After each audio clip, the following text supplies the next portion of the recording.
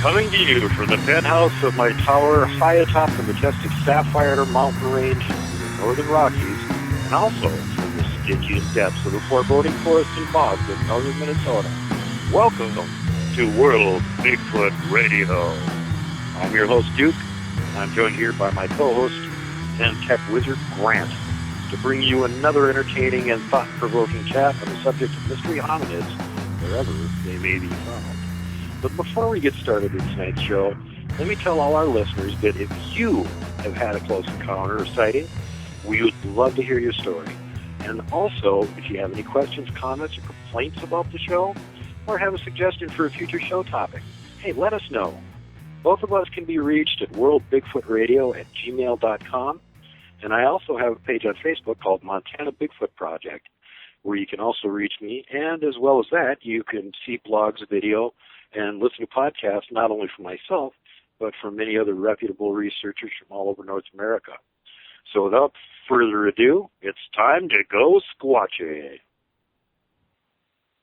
Alrighty, well, welcome back to another episode of World Bigfoot Radio. And today we're very lucky to have a person who has multi-pronged attack on the whole Bigfoot mystery, and she's already writing books and has written books on Bigfoot, and she is writing a upcoming book on some of her research and sightings, from what I understand, and she's also going to be one of the presenters at the upcoming International Bigfoot Conference #1 in Kennewick, Washington, and she's also going to be at the second annual Big Sky Bigfoot Conference. And we're lucky to have her with us tonight because she's actually, I drug her away from being out in the field to drive into town to where she could get a cell phone signal so we could have her on the show. So I really appreciate you coming on the show. Thanks for being here with us, Misty. Well, thank you for having me, and no problem. Everybody can use a little bit of town time when you've been out in the field for a week and a half. So thank you. Yeah, I know that feeling. It sounds like you're getting a little bit sick, too, so maybe it was a blessing that you got to escape from being out there for a while. Are you guys getting rained on over there? Oh, yeah, it's rained all day, and it went from 65, 70 degrees, really, really warm yesterday, to super, super cold in the middle of the night, so... Yeah, we had a couple ridiculously hot ones here 2 days ago. It was up in the mid-80s for a couple days, and we're all walking around going, what the hell? It's April. Exactly. And I'm used to the Northwest Montana weather, and so we all know that can change in 5 minutes. You know, you just give it a second and it can change. But over here in northern Idaho, it's beautiful. It's absolutely beautiful. The scenery is incredible, and this past month I've spent a lot of time out here getting to know the area and doing some hiking and doing some interviews and stuff, and so I'm finding that their weather here is just about like ours at home. Give it 5 minutes. Are you in an area that's got a bunch of mountains in it? I suppose you are then. Yeah, I am in the town of Sandpoint, Idaho right now, but it's mountainous. It's, you just look outside the door and there's a mountain. It looks like it's, 300 yards away. So this is definitely a very mountainous area. They've got a wonderful, a ski area like we do back home in Montana. I've not had the benefit to be up it, but I believe it's called Schweitzer. So, oh, that's reassuring. No, maybe you shouldn't be going down and breaking your legs. You won't be able to swatch. I know. I think it closed for the season yesterday, though. So. Excellent time. Whoops, bad timing. Yeah, Lord knows. Killing yourself so you keep squatching. Exactly, and like I said, Lord knows I do not need any help in falling down or rolling down hills or breaking bones, and so I'll stay away from the ski slope. Yeah, I know how that is. It's just so much fun. It looks so tempting, and then the aftermath, and you're going, why did I do that? Yeah, Well, anyway, I thought it would be interesting to get the folks out there that haven't really heard a whole lot about you up to date on what it is that you're doing right now, what it is that you've already done in the past, and how you went from being just an average American living in this neck of the woods to somebody that believes in Bigfoot and is out there researching it and writing books on it. Well, my story actually started a long time ago. I had grown up and, my dad was a logger, spent 6 days a week out in the woods. And during the summer times, I was not one of these kids that got to go to parties and stuff like that on the weekends. I was doing, picking sticks and stuff like that on one of my dad's jobs. Or during the summer, I wasn't going playing. I was doing what's called hoot owl, and that's, they shut the woods down, they shut the equipment down at a certain time, and they leave somebody there on the job to watch for any fires that may start. And my dad and my mom did that, and that's, kind of my brother and I were their guinea pigs. So that's, my start came in the woods early on as a hunter, camping, fishing, riding, ATVs, and not only that, being a logger's daughter. So I have a lot of experience. Once again, you have one of those typical Bigfoot researcher backgrounds. Well, I grew up in the middle of nowhere. Well, I grew up sort of surrounded by the woods. Well, I grew up in the woods working. There's an even better one. You're actually in the woods with your clothes while they're working. You're there all the time. This is where you live. This is where you eat. This is where you play. And you don't sleep there, but you're there all the rest of the time, right? Well, during the summers and, depending on the job, my mom and dad, they had a camper. And so from the day we got out of school, from like 3 days before we went back to school, we camped. I just remember you literally camping. were on the site the whole time then. Oh yeah, you have to be on Hoot Owl. They start the cruise out at like 3-4 a.m. and depending on what the boss says, after they shut them down around noon when the temperatures start rising, you have to give it 5-6 hours before anything starts to what we call cook. You'd think that the fires would start right up, but they don't. They take a few hours. And that's what we did is we walked around logging jobs and stayed there and ate there and lived there. And I remember one year, I could have only been like 12 years old, but we were ran out by a huge fire from another crew, and we've been ran out from lightning strikes and things like that. So it's a big deal to be out on these jobs for 90 days every summer. Yeah, that sounds like a big adventure when you're a kid. That sounds like a heck of a lot of fun, actually. I had an amazing childhood. You're not going to ever convince me that my parents weren't top notch. So I'm very, very, I couldn't have asked for anyone better to teach me the ways of the outdoors like my father did. And, both my brother and I are so very fortunate that now we have the skills and, just the upbringing where we can go out there and be okay. We're going to be okay. Short of a blizzard with zero food and, absolutely nothing on our backs to survive, we're going to make it. And that's all thanks to my dad. And so I credit my Bigfoot existence, and my non-fear of the woods to my dad. I think my mom, though, was, she was the one that she would sit down and watch Bigfoot documentaries. And I watched a few of them as I was a kid, nothing, but back then there really wasn't anything, we're talking, late 80s, early 90s, there really wasn't anything. And the year I was Patterson Gimlin film, there wasn't any internet yet. There was like 4 or 5 kind of lousy docudrama type things, and Ivan Mark, that kind of stuff about Bigfoot, but Boggy Creek, and that was about it. I mean, really. And there wasn't that many books out on it either. Oh, no. And, you couldn't sit down at a computer and just type in Bigfoot or Sasquatch or Yeti, and have a book sent to your house with Amazon Prime in 2 days. That wasn't an option. And so, you'd go to the library, and the library would take 6 weeks to get you a book after they thought you were losing your mind.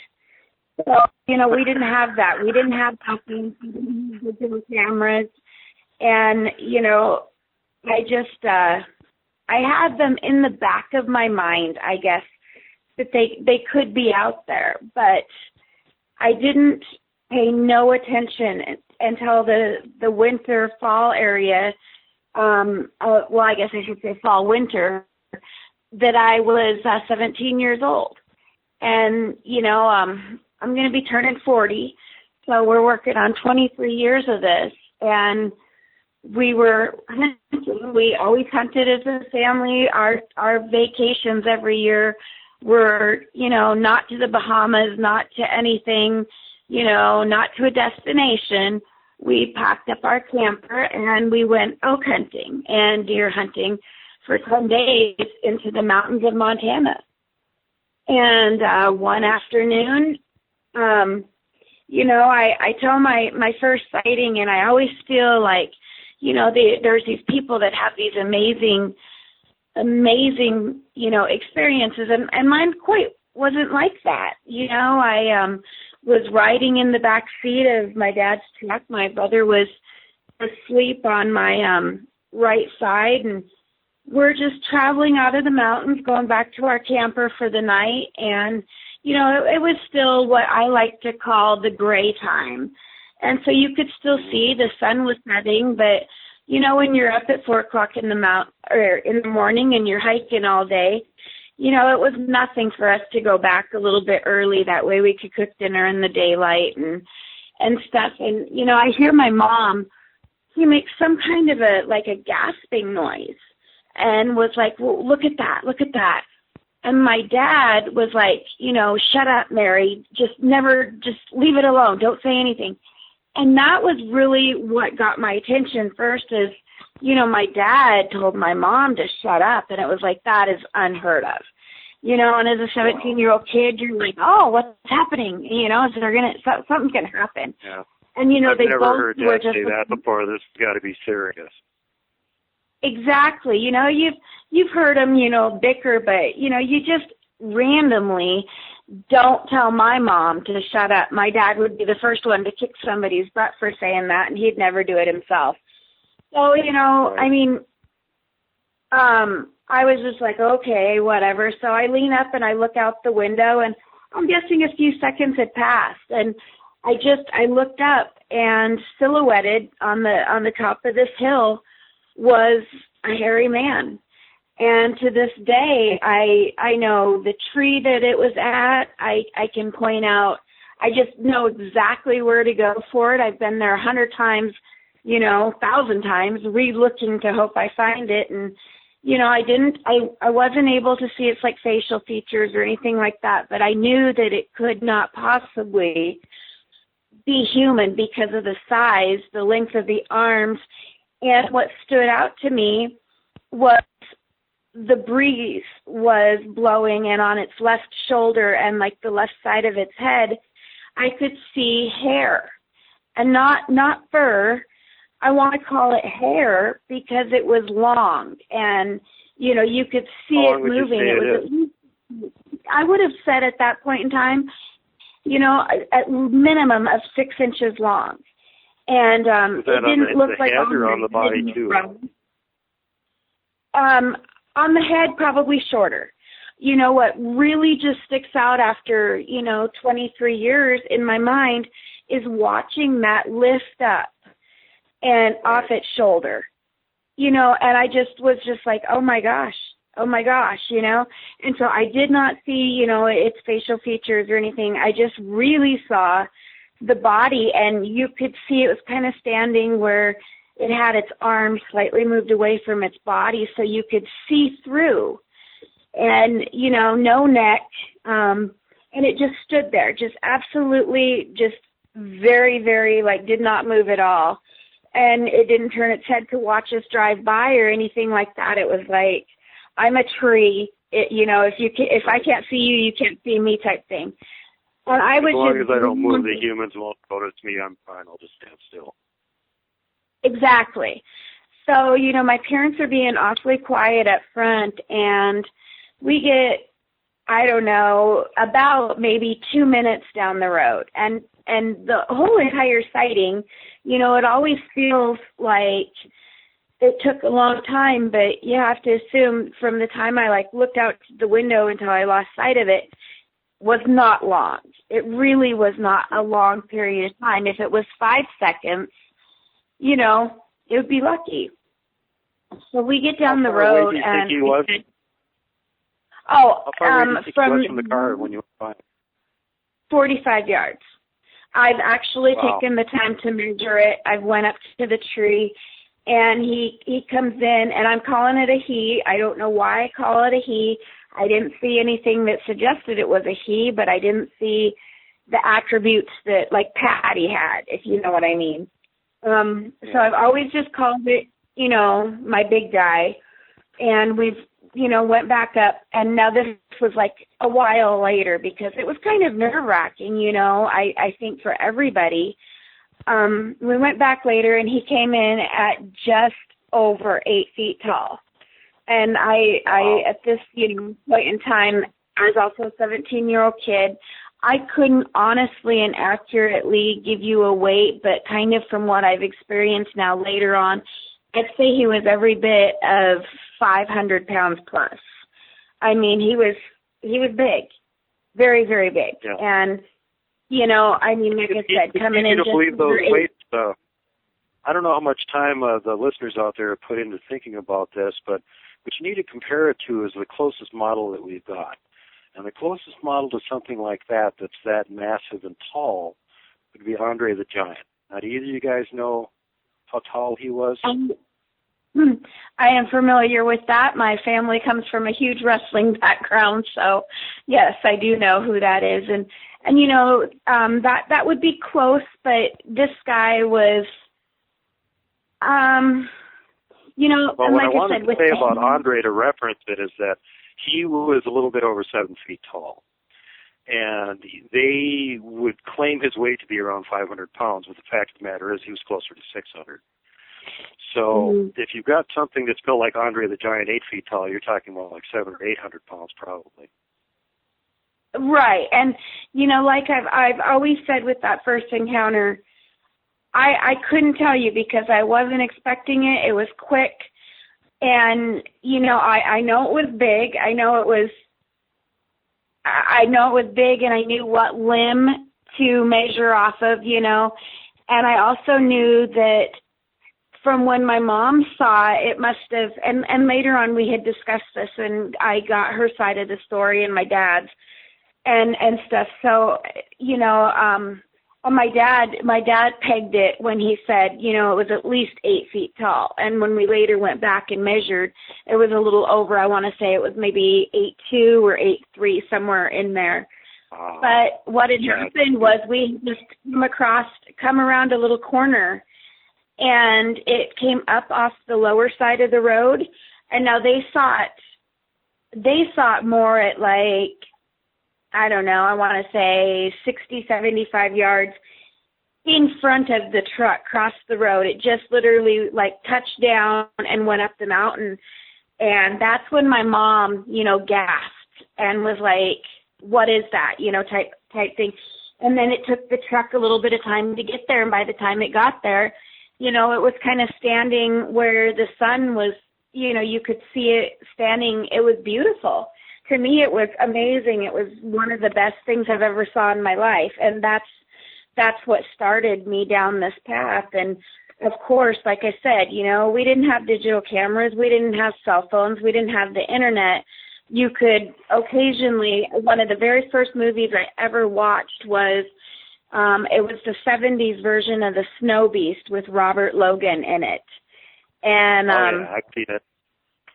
Yeah, and then of course, you know, I watched Boggy Creek, and there just wasn't anything. Occasionally you would get something to come across, like National Geographic or something, like, is it there, is it not there? But it was nothing definitive.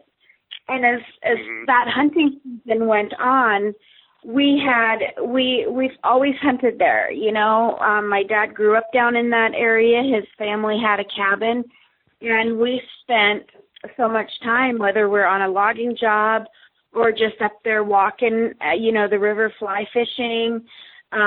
We started out on snowmobiles and went from snowmobiles to dirt bikes to ATVs to now I have a side-by-side that takes me anywhere. So we spent so much time, and it was totally non-aggressive at all. And in my mind, I'm like, let's go back. Let's try to see this thing again, you know, let's look for tracks. And my dad's like, no. And his motto has always been, and he's got Native in him, and he says, you leave them alone, and they'll leave us alone. And he's like, we're not going to go back. There's absolutely going to be no talk of this. You know, and it wasn't for his sake that he didn't want us to talk about it. It was for our sake, because the first person that we told was a family member at our camp, and they laughed us right, you know, and by then I'm just like, you know what, you guys don't know what you saw.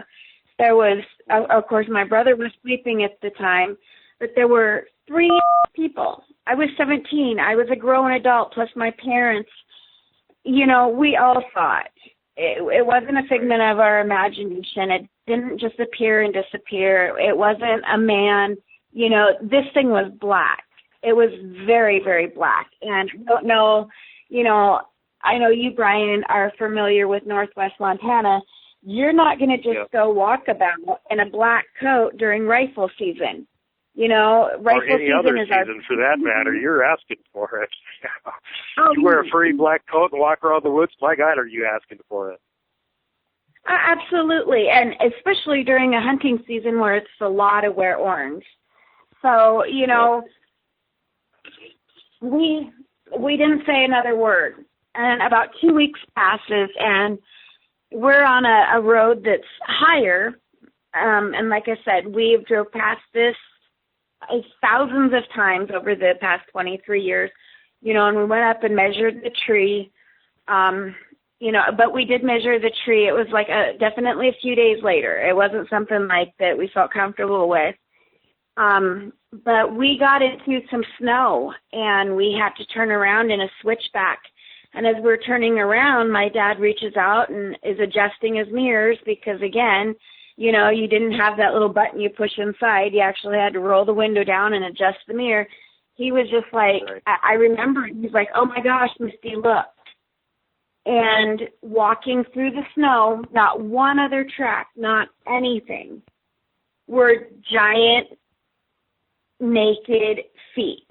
That's what my mind told me as a 17-year-old, is that's what it was. And I'm like, Dad, you know what we saw. And he's like, you know what we saw, but you have to keep your mouth shut.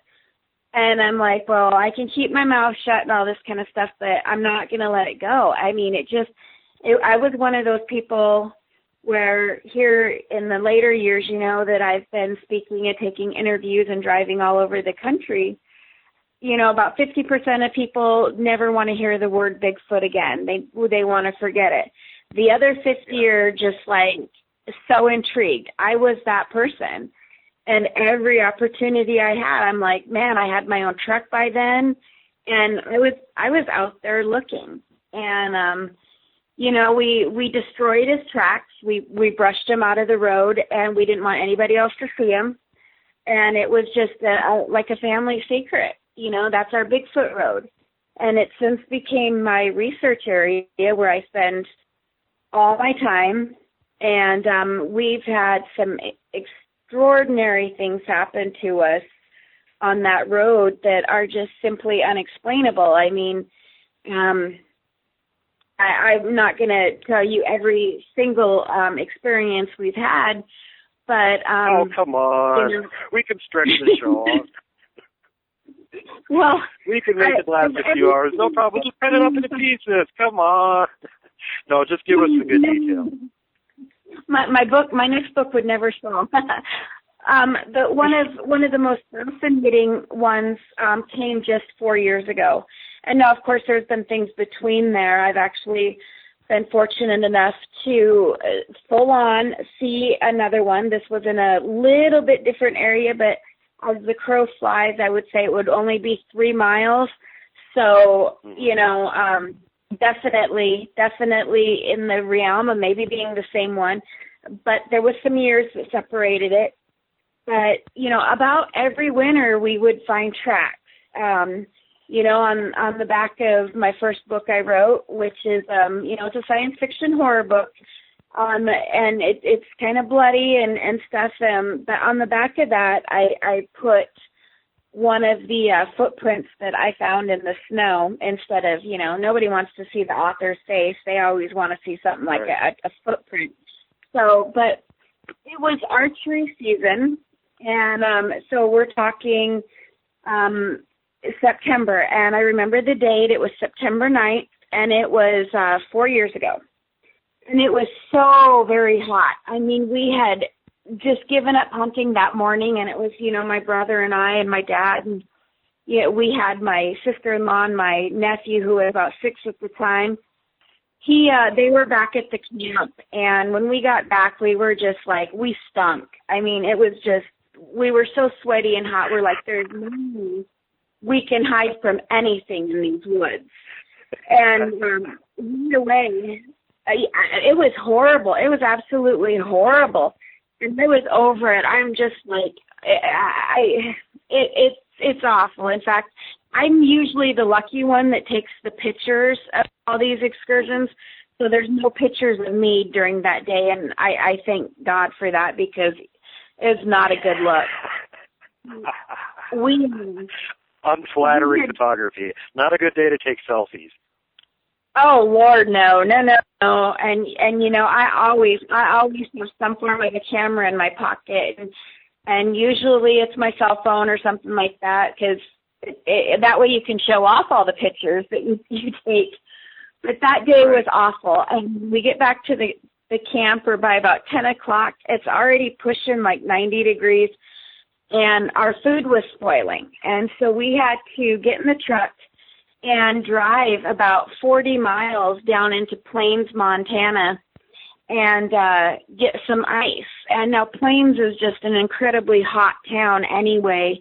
And we had changed it to just street clothes. And I remember I was wearing, just shorts and flip-flops and a T-shirt. I mean, I wasn't hunting or anything. And our flip-flops were sticking to the cement and the asphalt. It was so hot. And for folks that aren't from around here, when they say plains, they mean plains. Oh yeah. I mean, we were obviously hunting up in the mountains, but you kind of get an idea, maybe where I was at. Yeah, you probably thought you were in Death Valley right about then, but yeah, go ahead. Exactly. Well, what happens is we're on our way back, and my brother will never, ever give up. He is the epitome of let's give it one more try. And I'm like, literally, I'm wearing pink flip-flops and shorts and a T-shirt, and they call me Ears, and they also call me Nose, because I can smell and hear anything, but I'm almost blind as a bat.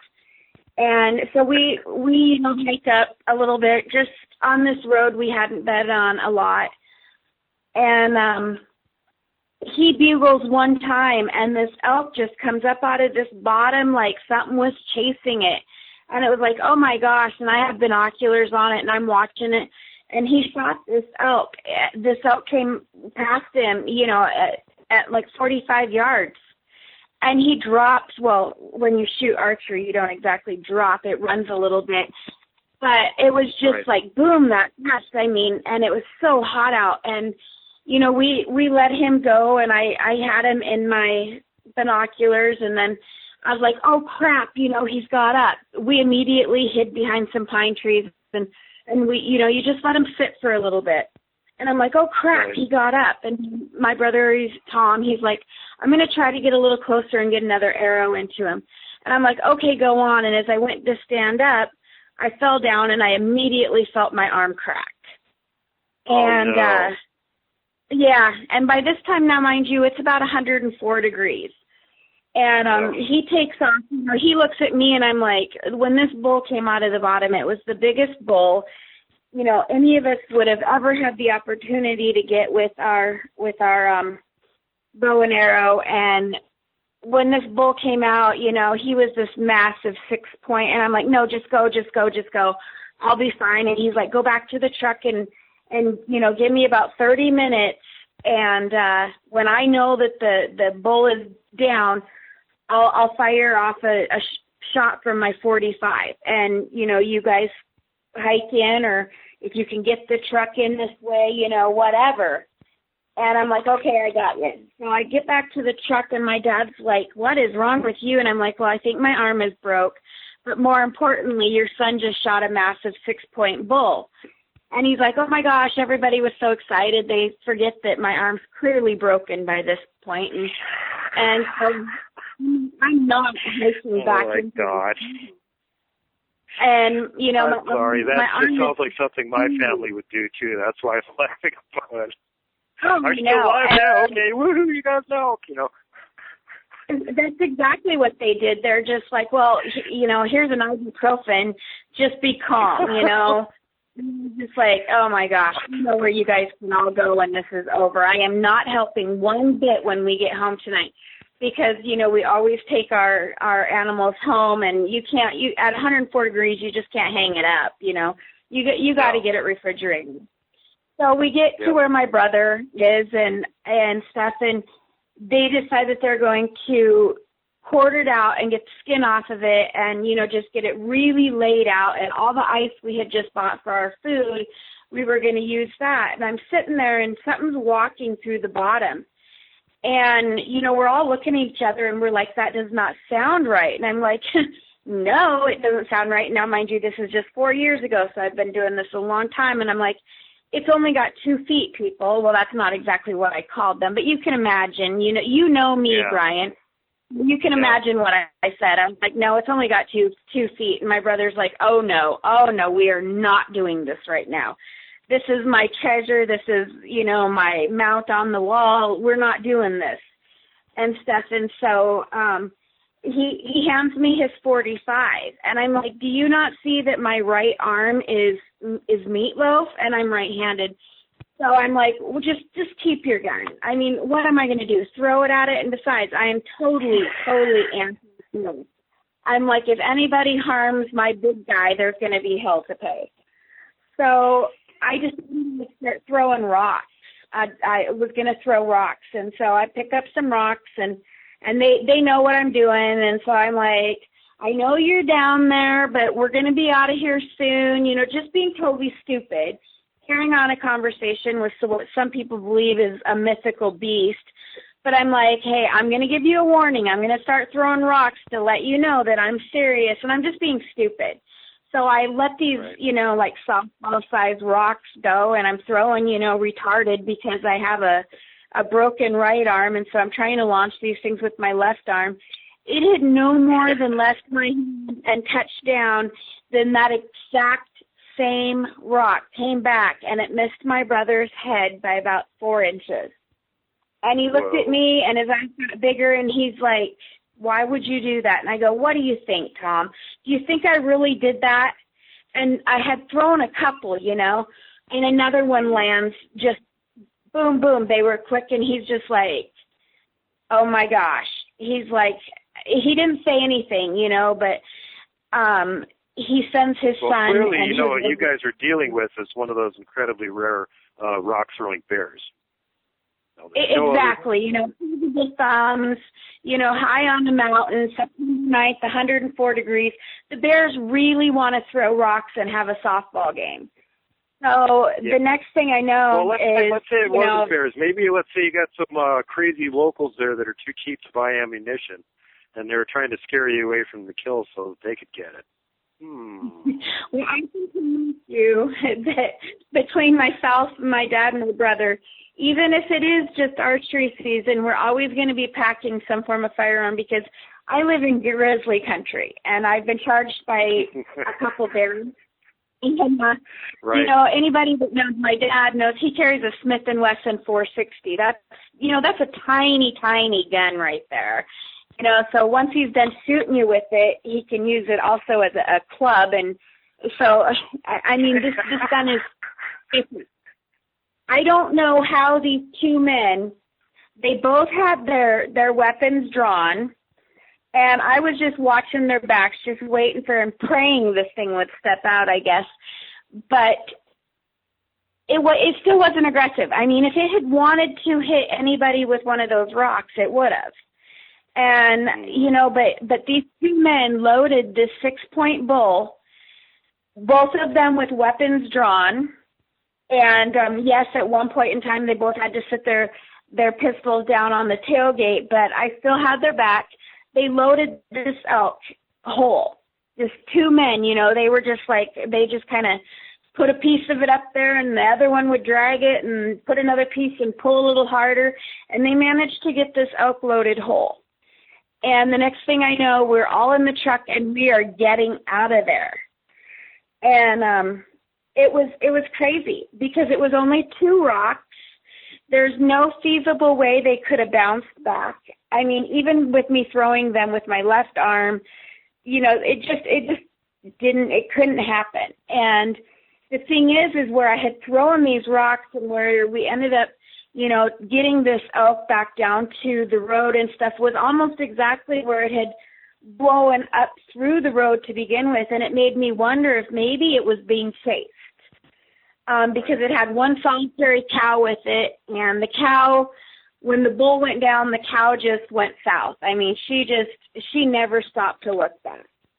And I thought, you know, maybe it was being chased or something, because there should be no reason, and anybody that listens that archery hunts knows that, you know, the bulls just don't answer like that. They don't act like that. They don't, you know, 104 degrees, come on. You know, yeah, they don't want to move around at all if they don't have to, and they're not afraid of much. It's got to be a good-sized predator to get them want to move and keep like that. Exactly.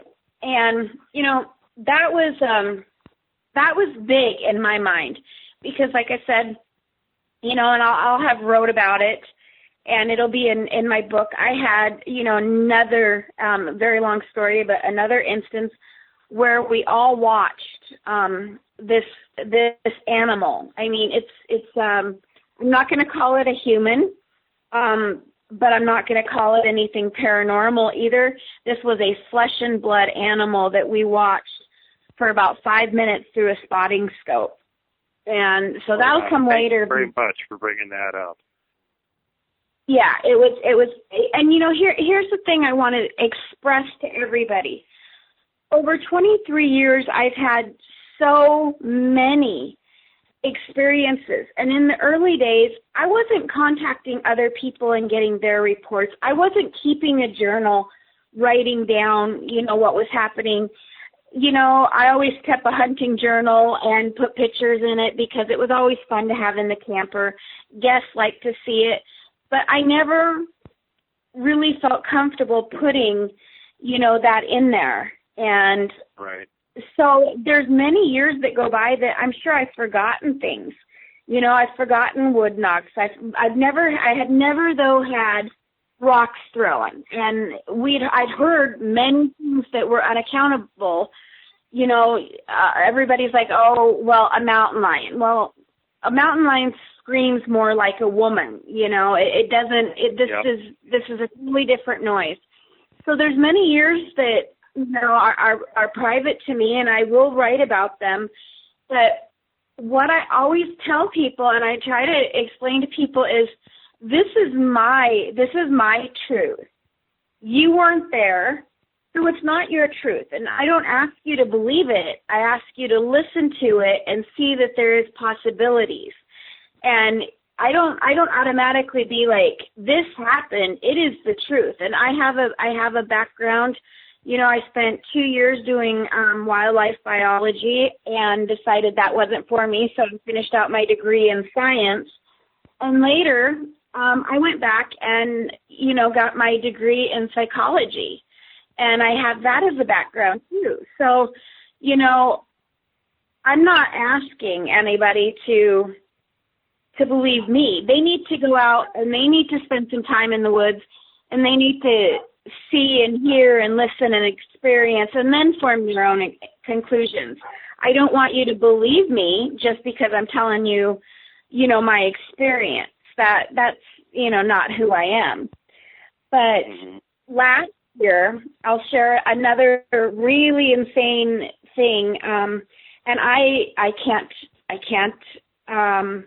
quantify that it was Bigfoot.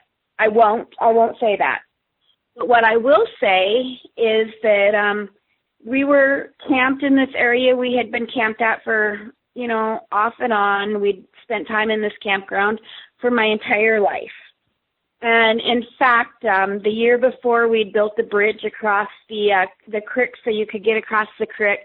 And I had even built a sign that said it was the International Bigfoot Crossing, and people just loved this sign. They would find it right in the woods, and I had used my nephew's foot, and I had drawn out my nephew's foot, and I painted this sign, and it was a pretty cool thing. People would often hang things off of it. And I signed my name to the back of it too. I'm like, some people already know me from my books or whatever, but now they'll know that I'm really out here. And but there's this waterway, and it's about three creeks that come together, and it forms a wet spot. And out in this wet spot is a really, really great place. It's not deep at all, but it's a great place to just go sit, in the evenings and watch all sorts of critters. And you can always pick up a drop horn of any species. You can find a drop horn out there. And my nephew, for a school project, wanted to tan a rabbit hide. And in Montana, a lot of people trap, and I had went and taken the class and gotten the information. And a lot of the wild rabbits in Montana carry black lung, so you have to be so careful. But I had bought, two of the most humane traps I could possibly find, and we had, attached them to cable, and then with the cable, these master locks so they couldn't drag my tracks off. And I did everything right, boiled the traps, just everything that could have been done so this kid could have had a science project. I took care of it, and $100 later, I'm left with nothing. So I set these traps in the middle of the afternoon, and we go out and go hunting. And that evening, I had walked out, and I hadn't walked all the way to the traps or anything, but just far enough that I could, make out that the traps were still good to go. And I personally myself had attached and locked with master locks these traps around the trees, so they were safe. I couldn't wound anything and have it drug away.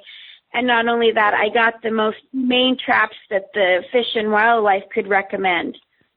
So they were still good to go. The next morning, it was about 4 a.m., got up, and I knew I couldn't see anything out there anyway. And it is one of the places where even if you're going to just go and sit and watch the wildlife, you do carry some type of a firearm with you, because the wolves and the bears are lousy. They're just really, really lousy. We have them coming to our camp nearly every night, regardless of how clean the camp is or not. So we get back from the hunting. This is something I want to bring up for a second, dear. I actually poked fun at you for it earlier, but just kind of in a roundabout way, trying to get around to having a chance to make this point that anytime you think that there's a Bigfoot hoax going on in Montana, keep in mind that everybody that goes in the woods here, unless they're, unbelievably courageous or stark raving insane, are going to be having guns with them. And they are going to shoot first and protect themselves and ask questions about it later. So if you try and pull a Bigfoot hoax in Montana, the best you can expect is the guy up in Kalispell that got run over on the freeway. The worst you can expect is being shot a bunch of times. Exactly. It's really stupid in the neck of the woods where, I live in Columbia Falls, about 12 miles from Glacier National Park. I in turn hunt and have a research area that's more than 80 miles from my home, and I don't even live, I live outside of Columbia Falls by just a little bit too. And, everybody, even the people in the town carry guns. It's just a way of life. If you're a hunter and outdoorsman, you're gonna come up on somebody that is carrying something. My go-to happens to be a 12 gauge, or I do have a 45, but usually a 12 gauge gets the job done. And that afternoon, I had, my brother went out with me, and because I'm like, if I got something, I'm not going to be able to get them out of the traps. I'm not strong enough, and if I didn't, I'm going to need, somebody's help to reset the traps because they were too strong for me. So my nephew, who was, and then, my nephew my other nephew at the time was like 12, and then my brother, we hike out there. And, the night before we did not hear anything. Nothing was strange, which in itself would have been strange because, like I said, nearly every night we get bears. A couple of our coolers have been mauled and have teeth marks. And just that year alone, I have a pickup camper, and it literally sleeps 2 people, and I sleep in it by myself. And I'm like, what the heck is going on? My camper, my whole truck is shaking. And come to find out, then you start hearing yelling, and you hear, my dad's just like, don't come out of the camper. The wolves are here. So they yell and whatever at the wolves, and a couple of the wolves have gotten pretty stinking close. I mean, when they're under my bed shaking my, full-size pickup with my full-size camper, I get a little scared, and I'm like, the shotgun's going to come out regardless. So that day, I had my shotgun, and my brother had his hunting rifle, and my one nephew had a 9mm. And we get to the first trap, and it's been sprung, and all the bait's been taken, and where I had the cable under the dust and the dirt to the tree, it was all raised up, and when I got to the padlock, my brother's like, you didn't lock these? And I'm like, are you kidding me right now? Each one of those cost $50. Of course I locked it. The lock itself cost a lot of money. All brand new equipment. These were commercial master locks, and I had them keyed the same. So everything I owned that had a master lock on it at the time was keyed the same. So I had some money in this. I had money in the cable that was like 10,000 tensile strength. And, the trap. So altogether, it was like $100 a setup, and I had 2 of them. And the lock, it was like somebody had just wrapped their hand around it and pulled. You could hear the tumblers inside shaking. The lock was just destroyed, Brian. There were nobody out there. I mean, nothing, no footprints, no nothing. The wilderness was dead silent. And so, of course, I start looking around, and I'm like, okay, maybe somebody walked in here, but these traps were in a very safe area, so nobody could have gotten hurt. Nobody could have known where I had these traps unless they either watched me put them there or, stepped in them, and I made sure there was no possible way that somebody could be hurt. So, he went to the second trap, and it was the same thing. The bait was gone, the trap was sprung, and the master lock was gutted.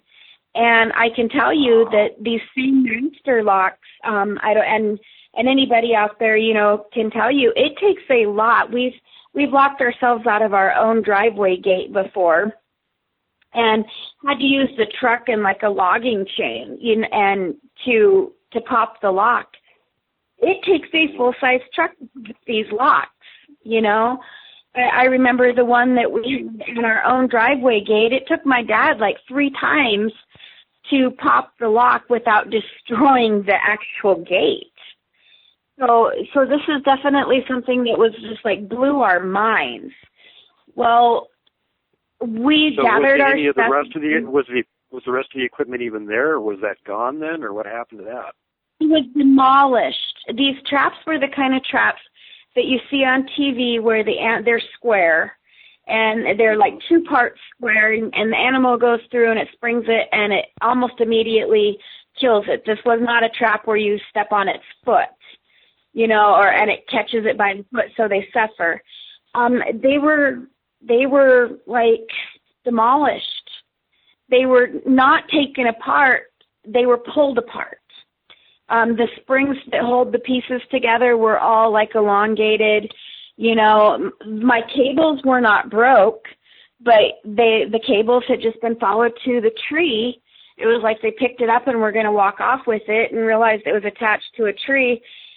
It was demolished. These are unusable. And so I'm just sick to my stomach that I had just wasted so much money, and my nephew's just destroyed that he's, not going to get a science project in.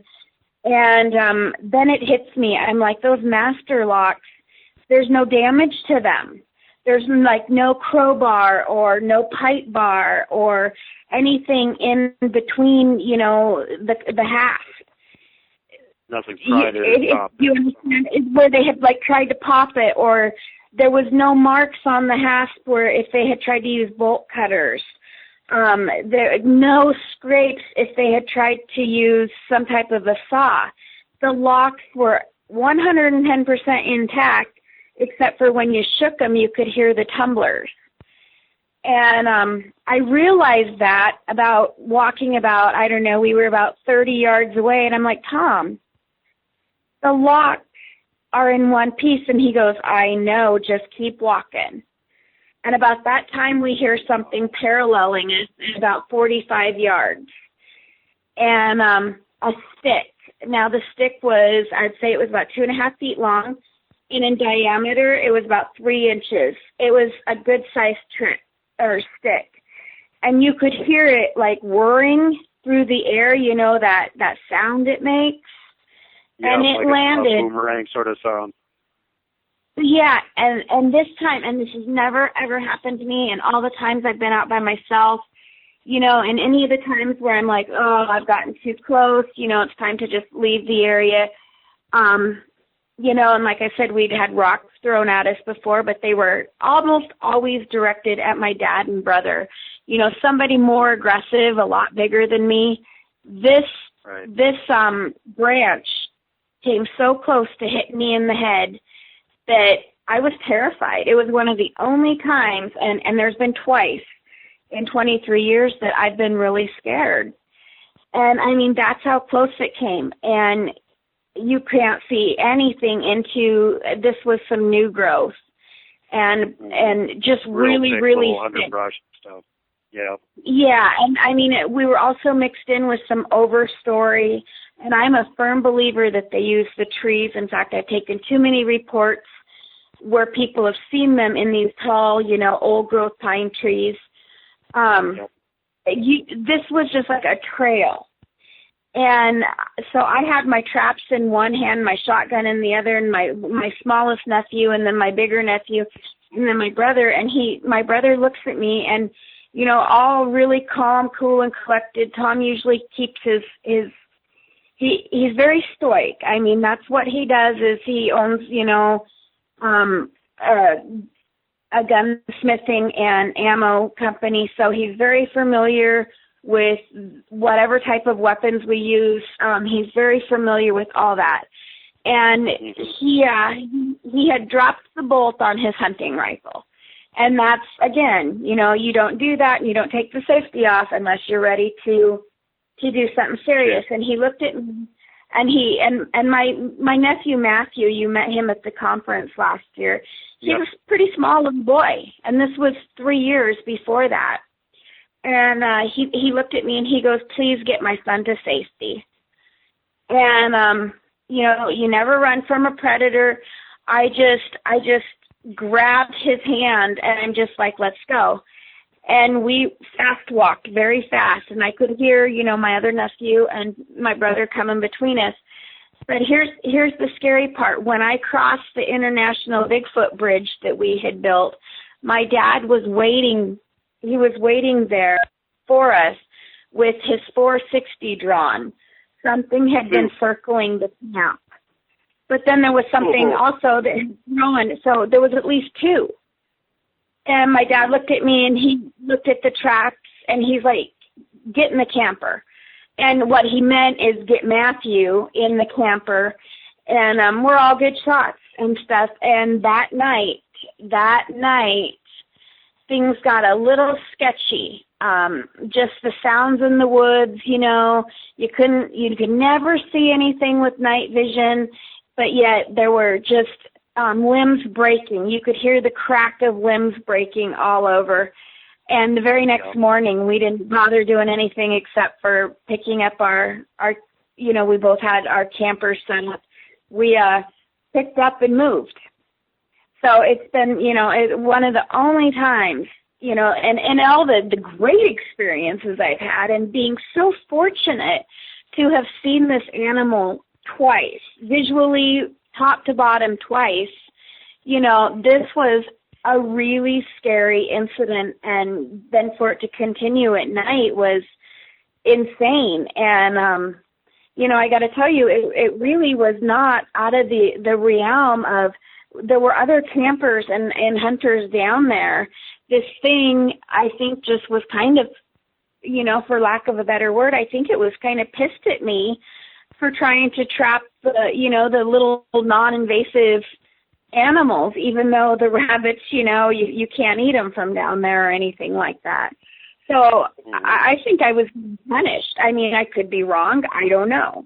But I think it was its way of saying, you screwed up, now leave. Yeah. So, yeah. Well, considering that their territory, it may be that it wasn't so much that you were going to be killing any other animals in the areas, was that you just had human equipment there and they didn't like it. Oh, absolutely. I'm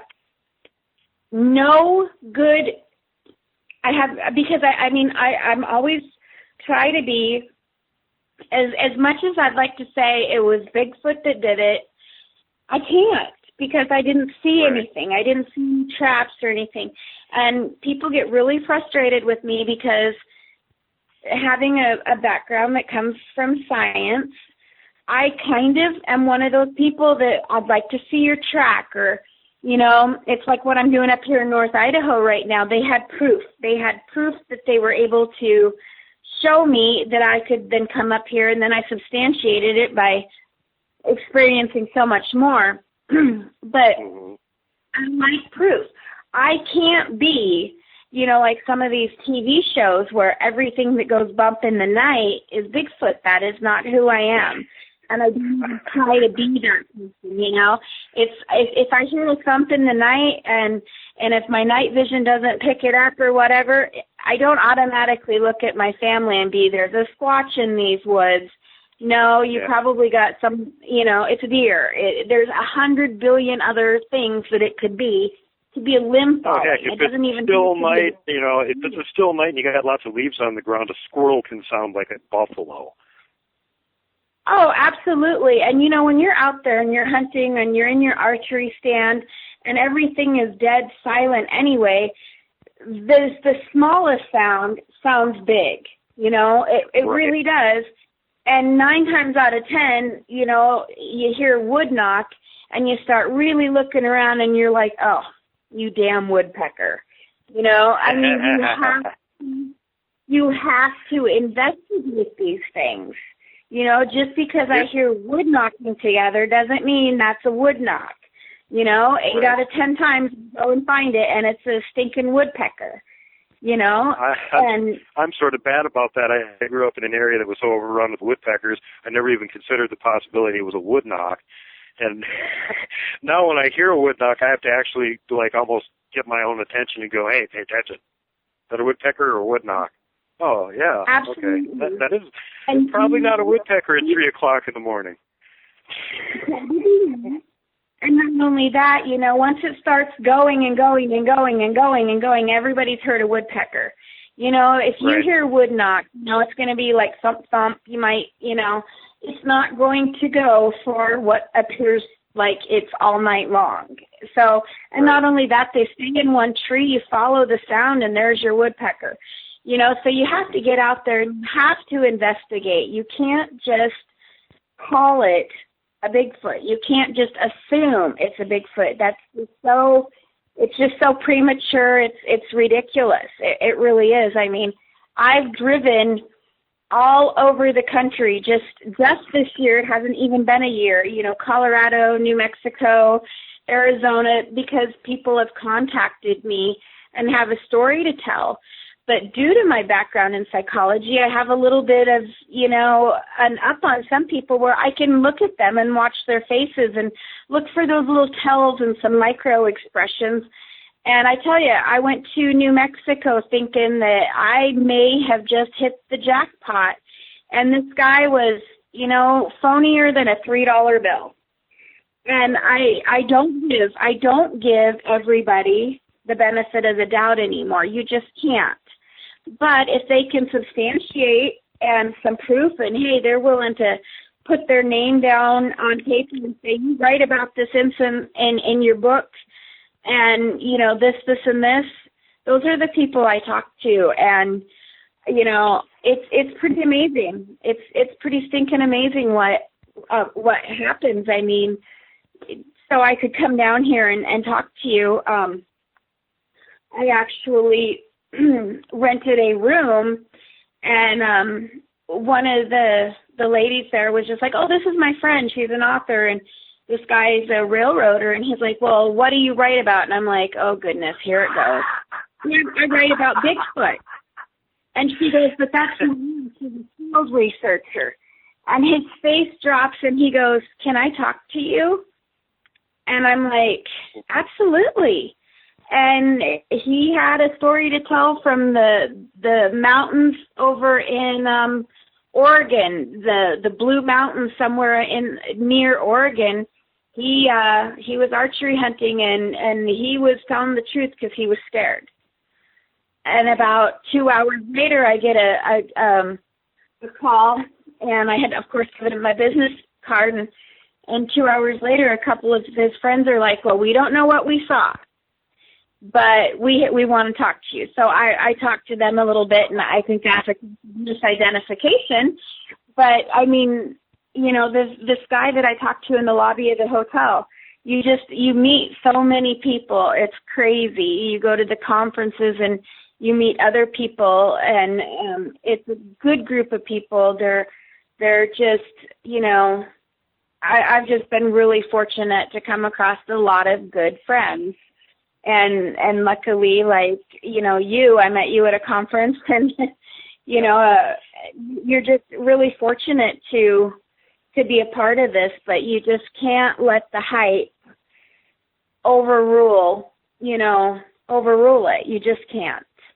So I'm not that popular because I'm not that person on television that says that everything that goes bump in the night or everything that shows up on my night vision, I don't believe it's all Bigfoot. So well, as time goes along, it's too early for you to be able to tell this right now, but as time goes along, you will notice that there'll be a significant lack of those people ever being on this radio show.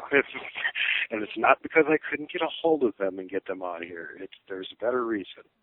I do not think that they are being completely upfront and honest with people. I think they've got an agenda they're running, and that's all I'm going to say about it. I'm not even going to name any names. But I know who the real people are, and I know who the bogus people are. I don't poke fingers at anybody, even though I take so many interviews and I sit down with these people and I have my own, there's that big organization out there that kind of has like a form you have to fill out online. I have that printed off and I go through and I ask questions. I ask leading questions that, when you're doing a formal interview, those leading questions are going to be able to tell you if, they're full of it or not. And so I try to get the truth. And, you know, I have just met wonderful people that have a truth to tell. And I've also met really wonderful people that's their truth. I might believe that it could be a double-stepping bear or a misidentification. In the area of Montana I live and I research, it's so hard to say that any type of a tree structure is a tree structure and not something from snow load or logging or an ATV running over it. You know, you give me something valid, like a teepee built out of, you know, something out in the middle of nowhere. I'm gonna go look at that. But, you know, I don't know any 8-foot Sasquatch that's going to hover in a little tiny teepee that's about 4 feet tall. You know, chances are that was somebody like myself during archery season, you know. Well, so there's reasons. So I don't put a lot of stake in tree structures, and it's not that I don't believe in them. It's just that I live in an area that it's just too hard to substantiate what it could be. You know, and I think that's responsible researching. Is I agree. You know, getting out there and, you know, in the summertime. You know, who wants to hike in 104-degree weather? Well, not me, but I do it. I mean, a lot of my Bigfooting comes when, you know, we'll take the ATVs out because I want to be in an area that is just, frankly, too much to walk in. My father lost his leg a year ago, and he can no longer hike with me the way he wants to. But yet if we the ATVs out, you know, he can go with and he can still be a part of this amazing thing that's happening. And, you know, and that's how I look at it. It's an amazing thing that's happening, and I am absolutely against any type of killing Bigfoot for a body to prove it. I would rather it went unproven, even though myself, I've got tracks, I've got, you know, what I believe might be hair and might be scat. You know, that's good enough for me because I spend the time out there. Would I absolutely love for it to be declared, you know, an actual animal and be put on the endangered list? Absolutely, but not at the cost of killing one. You know, that just seems really redundant to me. And, you know, I will never be a part of that. And like I said, even the time that I was scared, it was easier to tuck tail, turn around, and get out of there than risk a situation. And, you know, that's my thought. And I know a lot of people are what they call Bigfoot hunters. And that's just, honestly, it sickens me. Well, there's two things to say about Bigfoot hunters. You know, first of all, is they're crazy, and secondly, they're ignorant.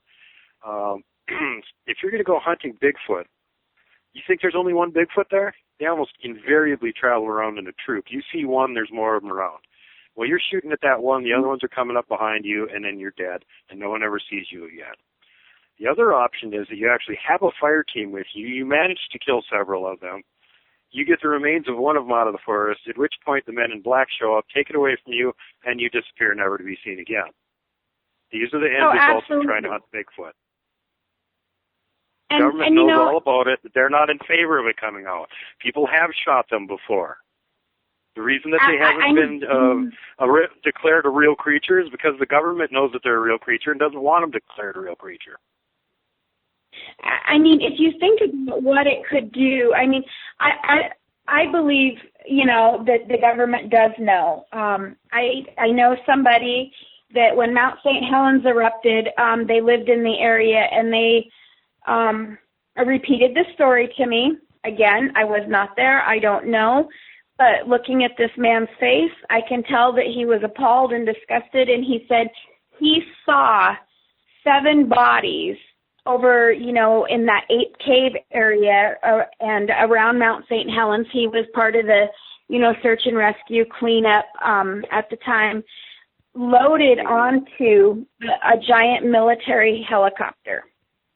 Then, you know, it was in a documentary where over in Browning, Montana, that family found a juvenile. And the feds came in, and all of a sudden pieces start disappearing. Well, those people got smart, and they hid the rest of it. They buried it and conveniently forgot where they buried it.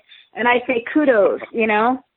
I took a story from a story, basically, that supposedly somebody knew this man and then told me the story. So, of course, this is like third-hand information. I have no idea if it's true or not. A rancher in Bozeman, Montana, shot one, bragged about it, and the men in black, as you said, showed up. And then when he was asked about it later on, he's like, "What Bigfoot? I don't know what you're talking about." So it was clearly given a warning and keep your mouth shut. Now, is that true? I don't know. That's just what I was told. I wasn't there. So, you know, and if they were declared, you know, a species, we don't know what type of numbers they have. So what would that do to the logging industry and, you know, people building their houses? On that. Yeah, we've already crunched the numbers on that between what they're likely to lose in logging because of the giant ranges that they'll need. And there are quite a few of them. And they're all over the country, and they'll need giant ranges all over the country. And that will mean that, A, logging will be pretty much drawn to a screeching halt.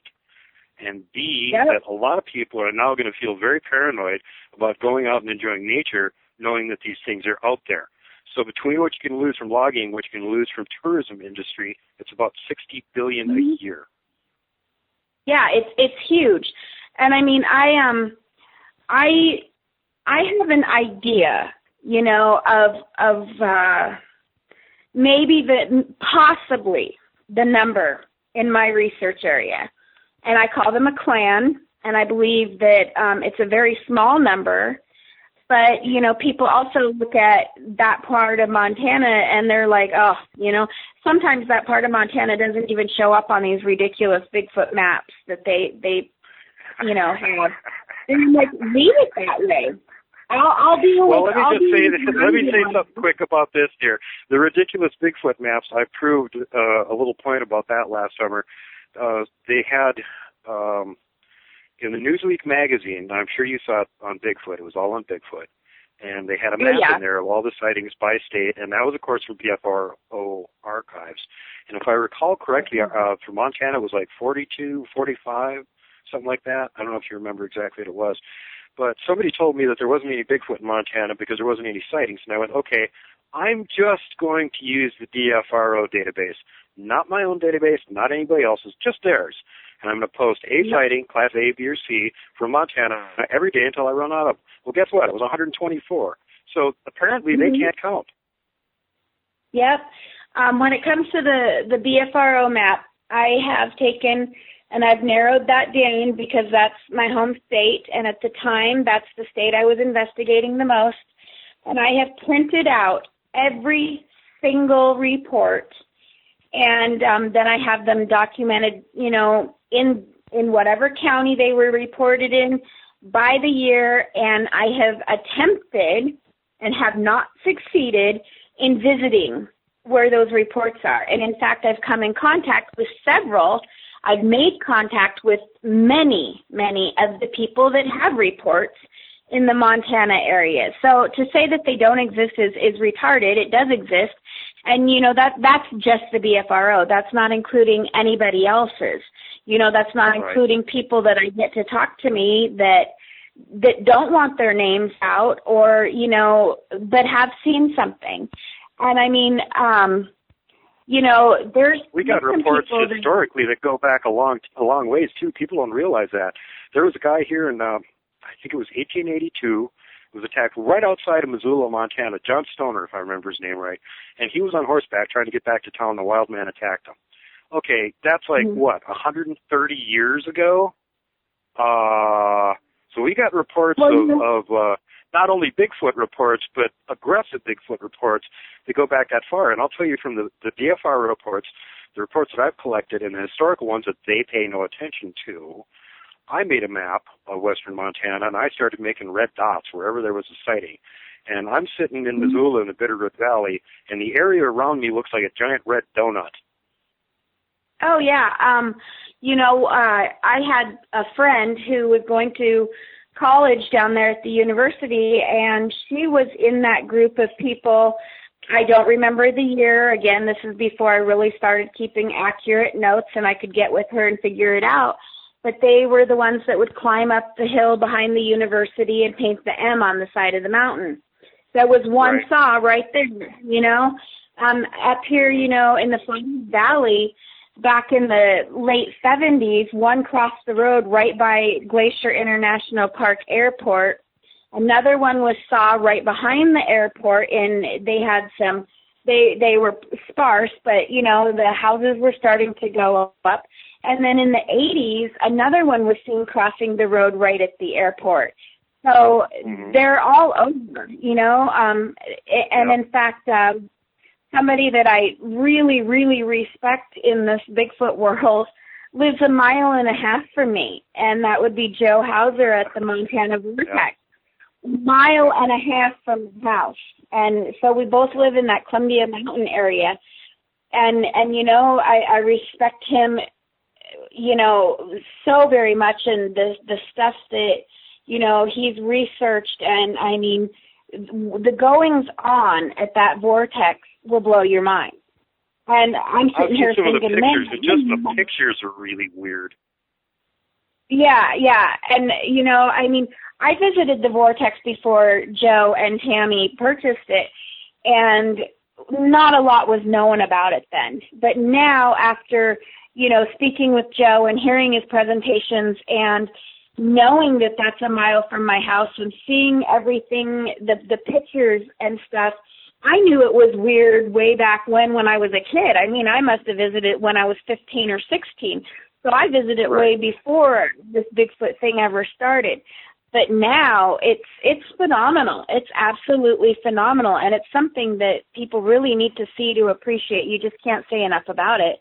People need to. There's not just one of them. There's several of those in different parts of the country, and again, just like what you're saying, they've been known of by the locals for a long time as these really weird places where there's like apparent distortions of physical law that shouldn't happen. And there's a few of them that are hoaxes, but some of these places are real.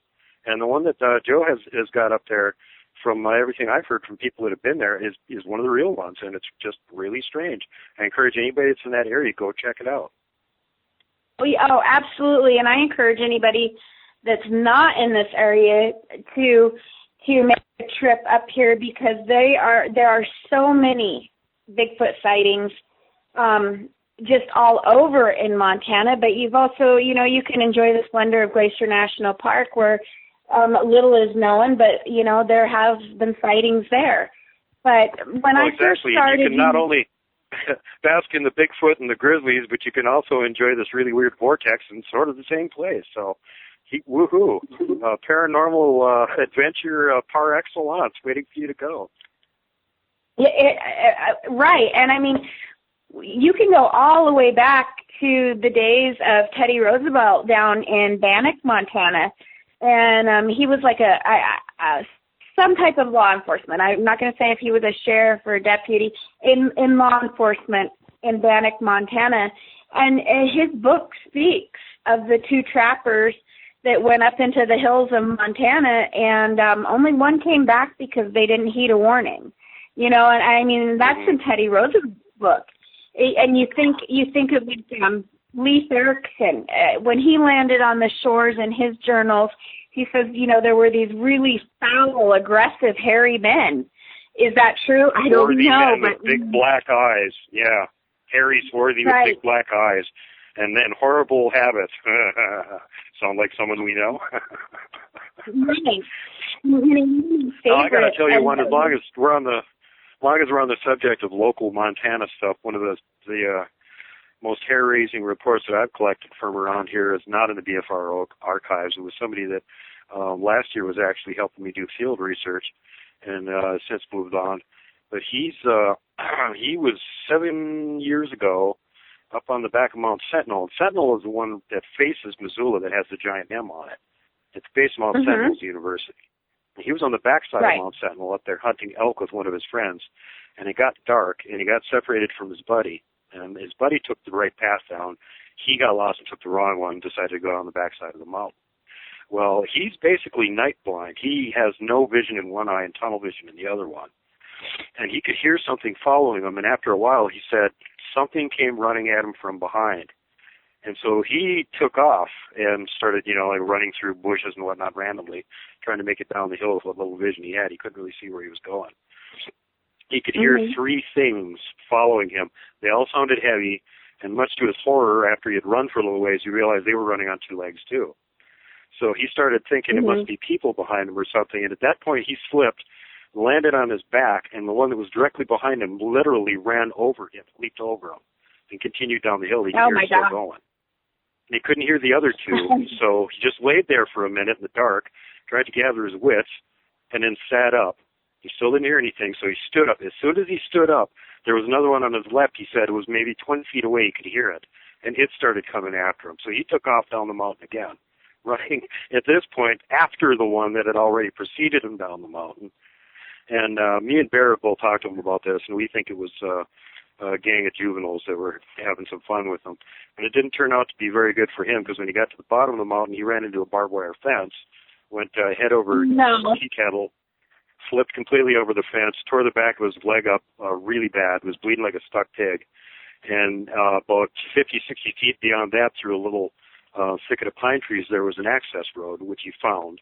He could tell as soon as he got on it, all gravel sounding under his boots. And he could see sort of there was an opening in between the trees.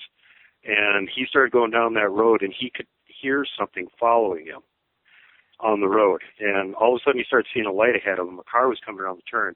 And as soon as he started seeing that light, he could hear whatever it was behind him, ran off the road into the bushes again. And this car came running up, and they saw that he was walking along, carrying his gun and bleeding, pants torn up.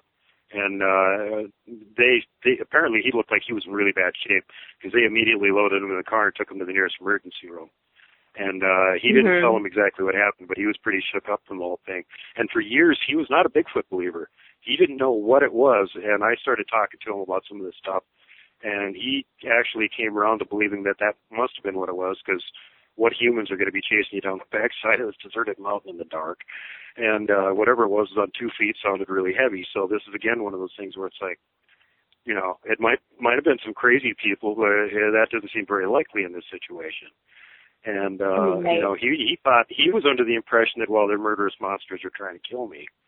And me and Bear said, probably what you did is you ran into a gang of juvenile delinquents, got kicked out of their troops. They're all banding together to help each other. They see you up there stumble around and go, ho, a human that can't see in the dark. This will be fun. Figure they're going to scare the hell out of you, which they do. Chase you down the mountain. Then you get hurt. And then they remember, if he gets killed, other people are going to show up. We better make sure he gets back and finds other humans. And that's where they had one trailing him down the road until a car showed up. Yeah. Well, I don't know if you're familiar with, like, Thompson Falls area and, like, the Thompson River drainage, but there's an explorer. His name is David Thompson. He was from Canada, and he came down here into Montana, and he mapped the entire area from, like, Thompson Falls through Thompson River. And actually up here through Bonner County, there's a memorial to him, David Thompson. And he wrote, and I know this because I had to spend a fortune for the book as a college student.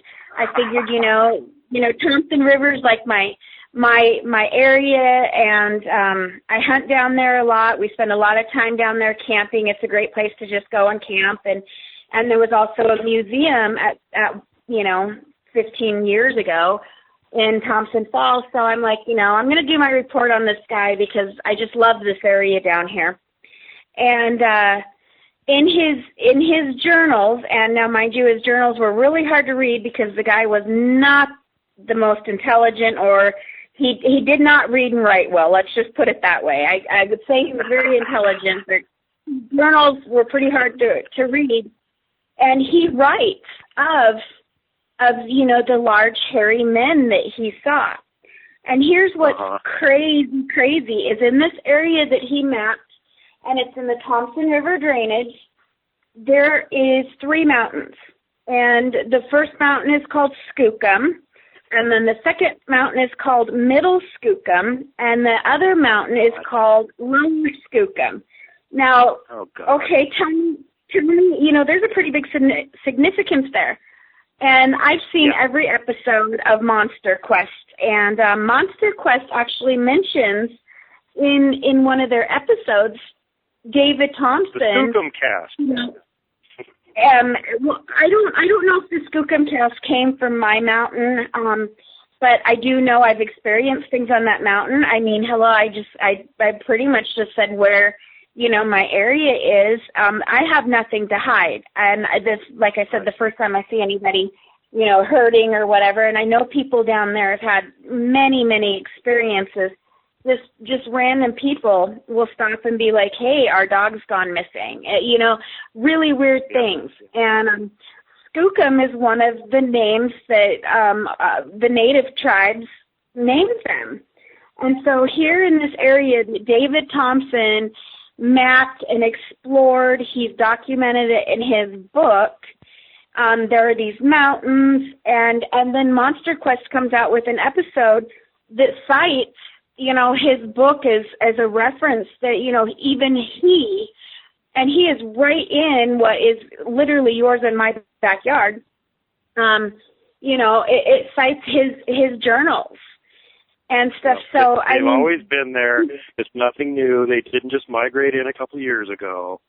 They've been here a long time.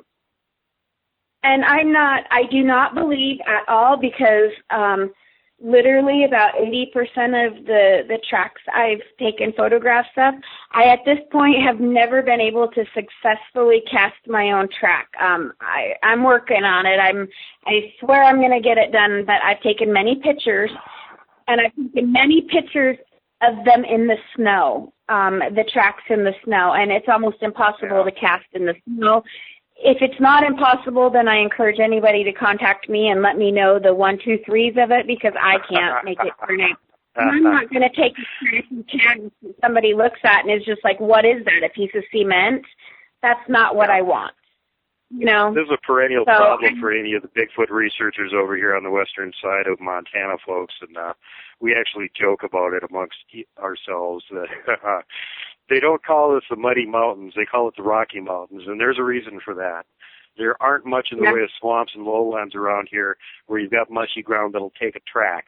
Most of the time, if you see a track, especially if it's not in the snow, it's just a crushed down area of grass, and it's nothing you can cast. You can tell something heavy with a huge foot went through there, and that's about it. So if you wonder why you don't see a whole lot of track casts coming out of Montana, there's your reason. Yeah. Well, over here in northern Idaho, 2 weeks ago, I was able to find a track. And, of course, by the time you find a track, you're too far from your casting materials, because you never assumed you'd find a track, where you find it or whatever. But even that track, even though I was able to photograph it and it was photographable, but I don't know how well it would have taken plaster of Paris or anything like that. It was definitely a track, but it's been the first one that I've ever come across in an area that I think I could have if I would have had my materials with me, but I was at fault and did not have my materials with me at the time. You got to have your little backpack with all that stuff with you all the time, so you're ready to go. Got to have your little casting kit. You got to have your camera, and you got to have your tape measure. You got to have all that stuff with you all the time. My family gets so annoyed with me because when I go hunting, I have my hunting backpack, but then I also have my big backpack, and in every vehicle I own, I have a big backpack. And I don't have enough night vision to put in every backpack, so they're in their own pack. But no, I have, the tape measure, and I have the camera, and I have everything, in its own backpack. And like I said, even in my side-by-side that I have, my side-by-side has its own backpack. And I always carry, bottled water and a little container I can mix things in. And, you're never supposed to put any type of your evidence in like just a plain old Ziploc bag because it can draw moisture. So I go to the local gas station. I'm like, they probably think I'm crazy, but then again, a lot of people do. I get paper bags and, Sharpies, and I am so ready to go, but, getting those bags filled is the hard part. But let's let Grant get a word in here. Oh, absolutely. I'm just taking it all in. Just taking it in. Yeah, I got nothing. The only question I had really that was, and you've already answered it somewhat, was when you were at your camp and they were circling. That was a while back in the discussion with the trap. But you kind of answered it. It seemed like they were almost agitated that you were there, leaving stuff behind there or whatever. But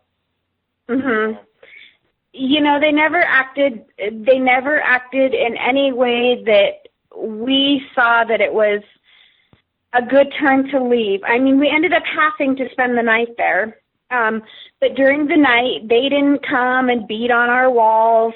I know many places get rocks thrown. I mean, Dr. Meldrum did that one amazing documentary up in somewhere in Canada, and they got rocks thrown on the roof. We had nothing like that. We had nothing like that happen to us.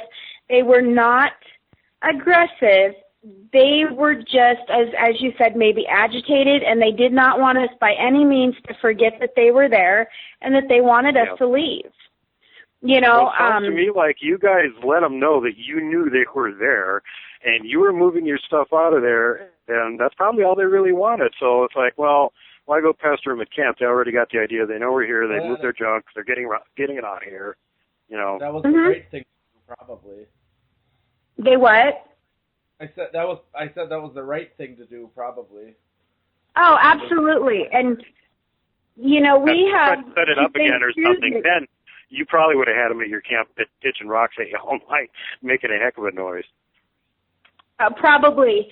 And, we always, safety first, and just because you're packing around a gun, be it, a shotgun or a 45 or a giant Smith & Wesson 460, does not mean you're safe, because my theory has always been that if you hurt one, you're never going to make it out alive. And people will argue with me about that, and they'll say they're a peaceful creature, blah, blah, blah. Well, you know what? They're going to be no different than a human being. You go out and you're camping, or you're in your own home, for goodness sake, and somebody comes in and starts messing with my little nephew, for example. I'm going to fight back, and I'm going to do whatever it takes. And what we're doing is, and it needs to be done responsibly. Field research absolutely needs to be done responsibly. And it's absolutely no different. Don't habituate. No, and I mean, I don't, I will leave sometimes if I know that there's one in the area. I will leave rocks in a little shape. Yep. And then just come back. A little toy or a glow stick or something they don't normally see in their environment that they can mess around with, because they're intelligent and curious. That kind of stuff they can play around with. That's not food. If you leave food, they start associating humans with food. That's a problem. That's the same problem if you feed grizzlies that you're going to have with them. Well, start associating humans with food. In my area, you can't even think really about leaving out in the woods one time. You can't leave them an apple one time, just simply because you don't know if the apple's going to get eaten by a deer. And not only that, there's so many bears in the area, be them grizzlies or blacks or whatever. I don't want to go walk into that area the next day and come up upon a grizzly bear that's just eaten my apple, just happened to caught the smell of the apple, and I'm in the wrong place at the wrong time. So using food of any type is it's just ridiculous, and it should be illegal. So and never. For you folks, the grizzly bear could still smell that apple on her from the previous day. Their sense of smell is 50,000 times stronger than a human's is. So as soon as he saw her and got a whiff, he'd go, "Oh, that's where the apple came from. There's more apples." Yeah. Well, I mean, not only is that a possibility, but I mean, in my case, like I said, people always ask me, who's that little boy? And, he's going to be 10 soon, but Brian, you met him. He's had his own sighting. He is absolutely very, very, woods-wise, so intelligent. This kid can start his own fire with 2 sticks. And I know that sounds like it's being dramatic, but his father has taught him what we were taught as kids. And he's so into Bigfoot. So I have to be very responsible because I'm not alone. What I might put myself into out here in North Idaho, being alone, I might hike a little bit farther than what I should. I might press the gray time of night. I always try to make it back to my truck or whatever the case may be, well before dark. I mean, I have to think about the people that I'm with. And there are a handful of people that are very new to this. Just this weekend, some people went out with me, and we had a wonderful time and actually got a few responses. And I figured we would just because. But you have to be responsible. You have to be a responsible researcher, and that certainly does not mean leaving food out and, just putting yourself and the people that you're hiking with in harm's way.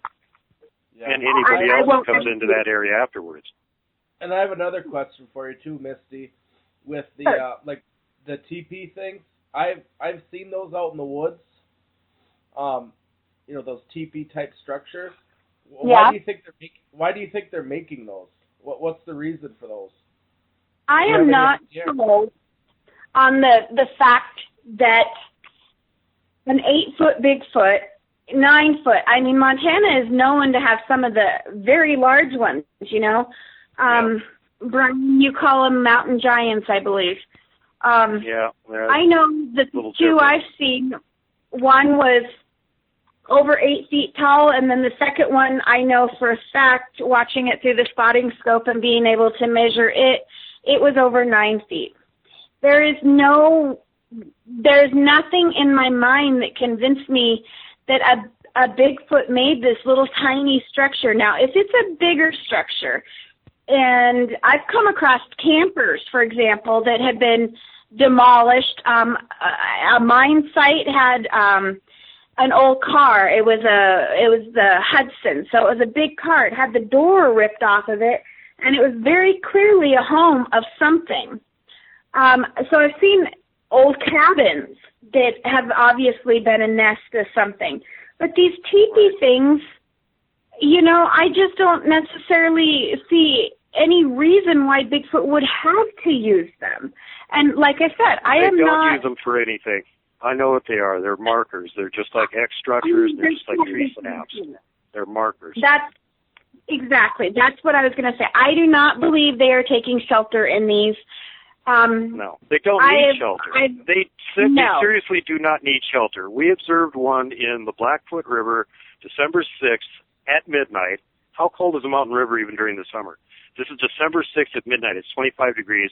It's standing in the middle of the river, turning over. It was either turning over rocks and pulling out crayfish, or it was trying to catch fish. But it was down in that river for about 20 minutes. A human would have died within 2 minutes. And it got back out, went back up the embankment on the other side, and climbed up the bluff like nothing, no big deal. Everything's fine. Okay, they don't need shelter. They don't feel cold. No. Well, I think they're more than insulated.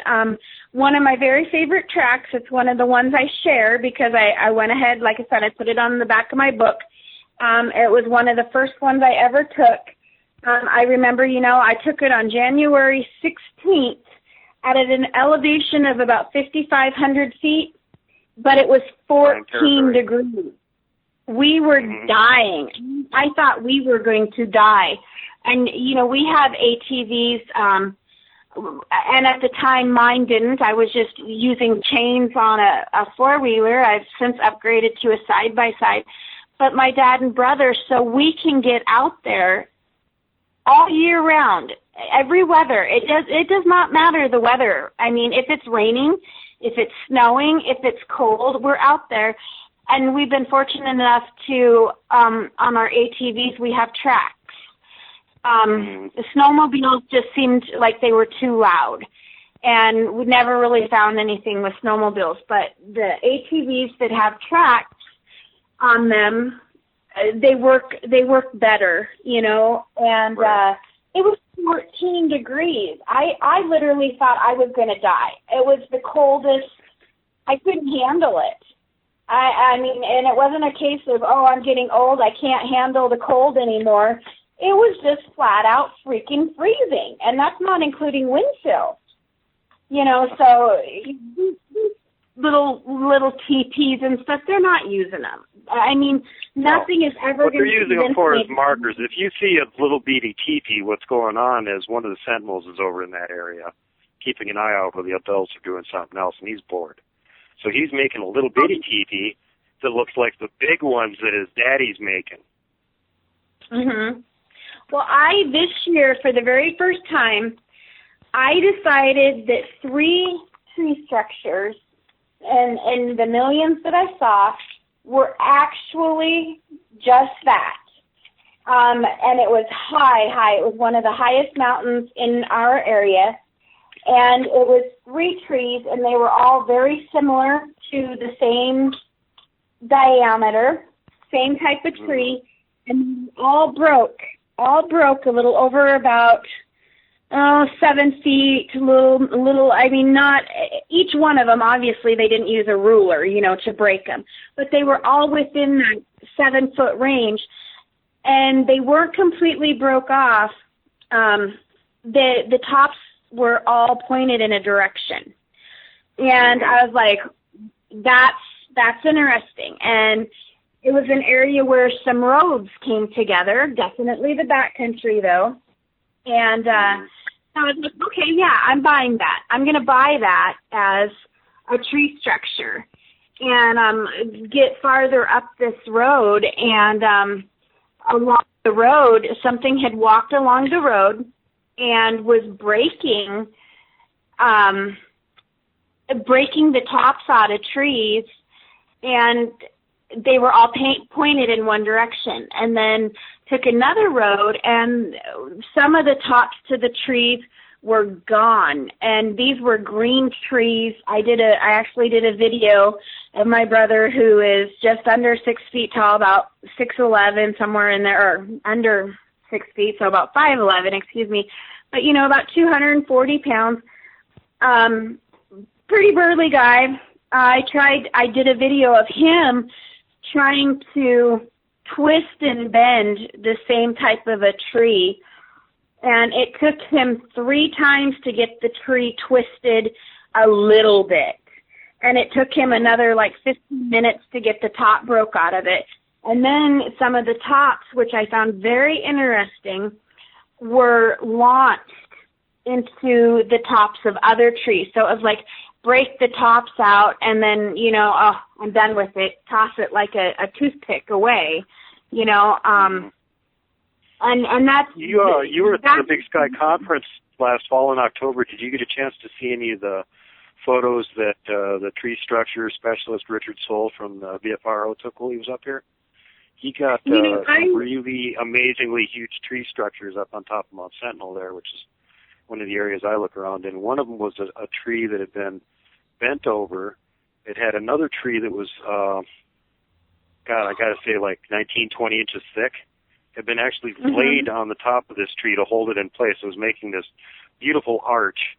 And the tree itself was not broken. It had been bent over. The tree that was laying on top of it, holding it in place, was not from there. It had actually been moved in and dropped on top of it, apparently, to hold it down. And the base diameter of this tree was about 18 inches. So you tell me what can do that. Right. I did not... I'm sorry, go ahead. Well, it's kind of interesting about them pointing in one direction, because and me and Duke were talking about this earlier, but at my, I have a deer shack, a hunting cabin, where I've been out in the woods, and I've seen that type of exact same thing where they were pointing, these tree structures or whatever were pointing in the direction of our cabin, which is just a small opening in the woods, you know. So. Right. And that's, by the way, that's their shooting range, too. And our shooting range, yes. Yeah. Well, it took me to this year and it was just that one road, and before I even entered the road, I found it very strange, and the 3 trees that were broke, and it must have been just perfect for them, they were in like a triangular position. And so then, of course, you know, it kind of looked like an arrow. I know that might be giving it a little more credit, but that it was something, you know, that something big did that, and no other trees in the area. You got to look. You know, we get a lot of downdrafts, microbursts, things like that. Right. You know, no trees in the area were like that. And not only that, I mean, you get out and look at them, and one side is broke clean off, and the other side is, you know, just still holding on by its bark, and they're all laid in the same, like, northwesterly direction. You know, that's odd. And I've also come across, you know, we were driving one time, and a tree about, I don't know, just maybe a 6-inch tree just comes out of nowhere, and it falls right in front of our truck, and there's not a stitch of wind, nothing. You know, that's pretty telling. And you know, one of my experiences that was, you know, the second time I felt scared or felt threatened was just about a year ago, not quite, and we had my 2 nephews, and my dad had just gotten his prosthesis leg and was getting around pretty good, but we were doing something that we call geocaching, and I don't know if you're familiar with that or not, but it gets you out, and essentially you just use coordinates to go find somebody's buried treasure. And we were just having a really hard time finding the right coordinates to find this. And we had like drove up the road and down the road and up the road and down the road and back up the road.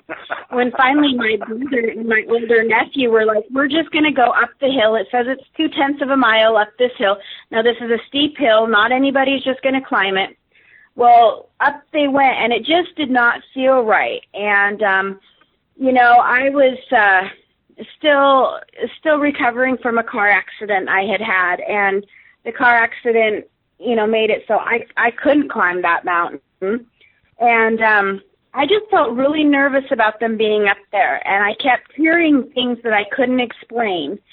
And so finally I'm just like, they're not coming back, and they're not coming back. And so I'm like, I'm going to walk up the road and yell for them. Now, mind you, we had traveled this road 5 times, up the road, down the road, up the road, down the road, back up it. So I was going to walk essentially back down it to where I should have came out.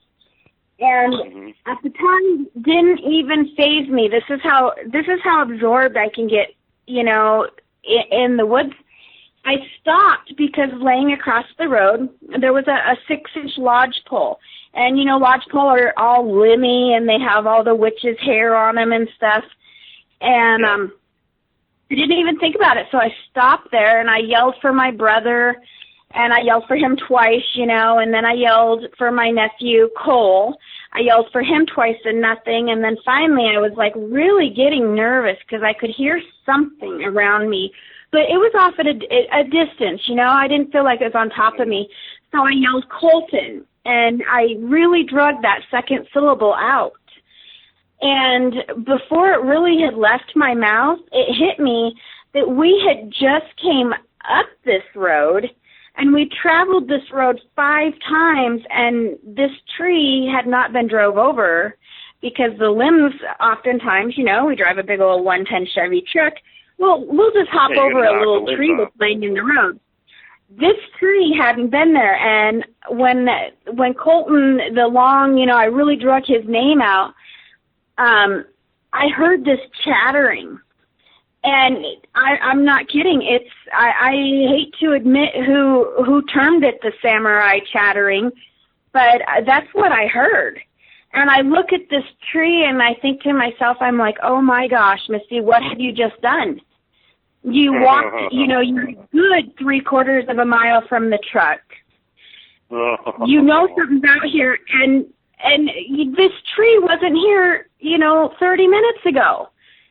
I'm like, what have you done? And I was just like, I just immediately knelt down and started listening, and I heard that little bit of chatter, and it sounded like it was getting closer, and I'm like, honestly, I was just like, it's getting closer, and it was coming from where my dad and my younger nephew were back at the truck, and I'm like, I got to go right past it.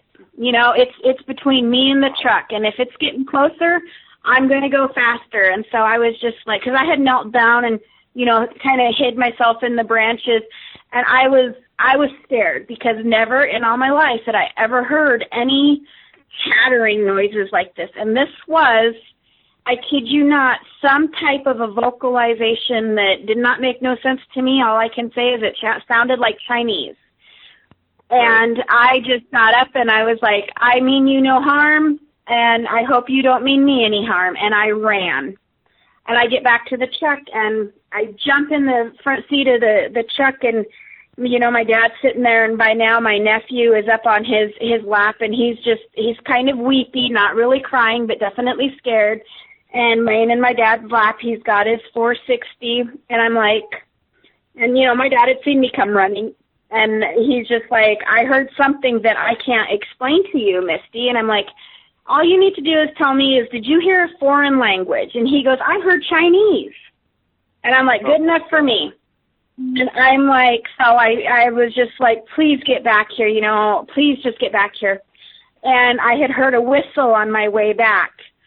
And I thought it might have been my brother because he can do a pretty good one. And I hear him yell my name, and he's like, Misty, and I'm like, yeah. And he's like, are you at the truck? And I'm like, yeah. And he's like, why are you whistling at me?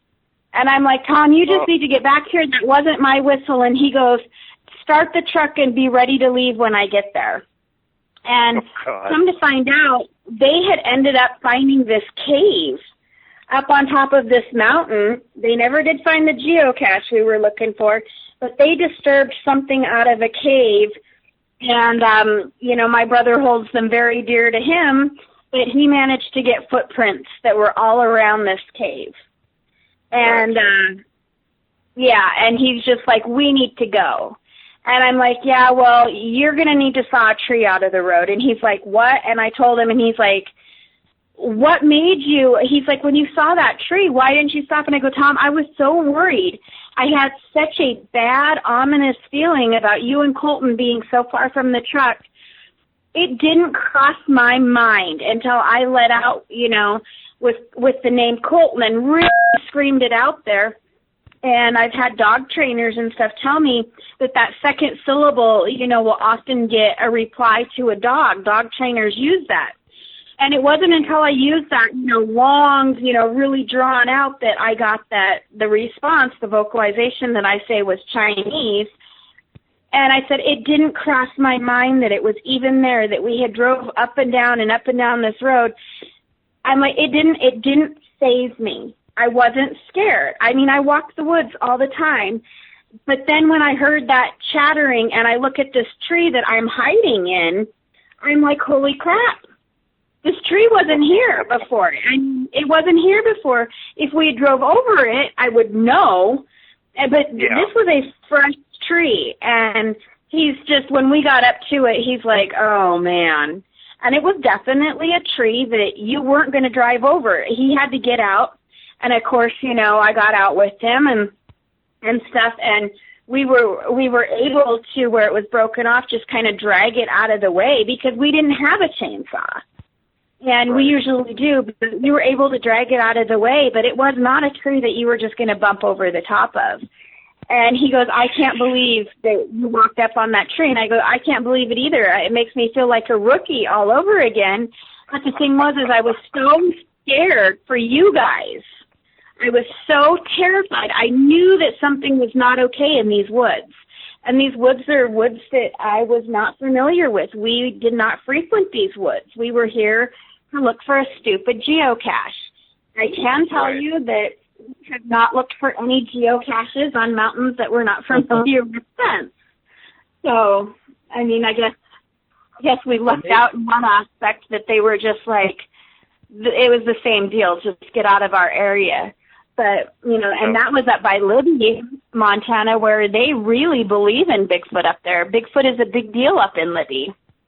Well, it makes you think, you know, what their intelligence, it makes you think about their intelligence when they kind of coordinate something like that. It makes you kind of wonder what, you know. Oh, definitely. Oh, yeah. I mean, well, you got to wonder how wolf packs coordinate some of the stuff they do too, and those are just canids, man. Think how smart how smart they would be. And then you got to think about how many interactions have these things had with people to know that if I put this log in the road, you know, it's going to cause them issues getting out of here quickly. Mm-hmm. Well, see, the one that scares me isn't the one where they block the road so you can't get in. It's when you're in there and they block the road so you can't get out. Those are the ones that concern me. Yep, I completely agree, and that was our biggest concern. And if it had come down to it, you know, we had an axe or something, we could have broke some of the limbs off and then drove through it. But the biggest thing that scared me and scares me to this day is that it was coordinated. You know, there was one watching us at the truck the whole time. And then, you know, there was definitely one that had broke the tree off. And up top, you know, something followed them. And they're like, not only did we get some photographs of some footprints, but something followed. So I can count it at least what I believe would be 3.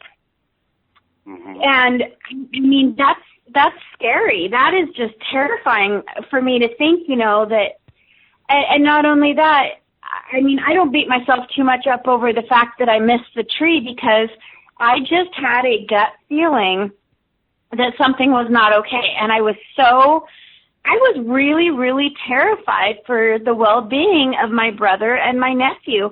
And I couldn't understand why. I mean, I'm not one of those people that are usually like, ooh, I got a bad juju about something. But I knew something was not okay. And, well, you know, I like mean, to say this every time this comes up here, and I'm sorry to cut you off, but I'm going to say it again, that people that spend a lot of time in the woods develop this sort of sixth sense, and they can tell when things are wrong. They just feel wrong, mm-hmm. or maybe it's dead still, no animals making noise, you know, no sounds of life, something that, it doesn't even have to be that. You can just get this feeling that something is wrong, you shouldn't be there. And, you know, when I tell people, that's a preservation thing, you know, that's an instinctive thing, and whatever level that you're being notified that something bad is going on, you should pay attention to that. If you start getting that weird feeling, you know, leave. You can always come back some other day.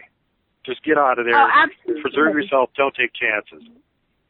You know, I mean, self-preservation has to be one of the most important things in this whole research thing because, you know, of the bears that you're going to encounter, you know, you're going to encounter some people. That's a given. You're going to encounter some strange people. But my worry for the most part is the strange people I'm going to encounter because they don't always understand what you're doing and stuff. So I do worry more about the people than I do the critters because I know that, you know, if you think smart and you act smart, you can deal with the critters. Where a person, you know, I'm not saying I can get inside a bear's head, but you kind of know what a bear is going to do, you know. You kind of know what a mountain lion might do.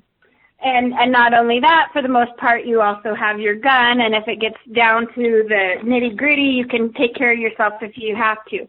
Or with a person, you just can't shoot the person, you know. So I often worry more about being alone in the woods and the people I meet than anything else. Right. But, and yeah, when you got huge woods and stuff, especially up in this part of the country, you know, you've got some of the crazy hermit types that are out there by themselves and don't want anybody showing up and get kind of crabby about it when you do. So that's, around here, that's something you actually have to take into consideration and worry about. And there can also be crazy people out there doing a meth lab, so you never know what you're going to run into. So it's better to just be on the safe side all the time. In Montana, Washington, these areas, Idaho, that are so highly wooded, I mean, they've actually proven that there's, you're going to run into, I've actually ran into a couple pot grows before. And those people don't take your explanation nicely. Those people are people that you don't even want to know you were there. So you just get the heck out. It's just time to go. See you later. Have fun with that.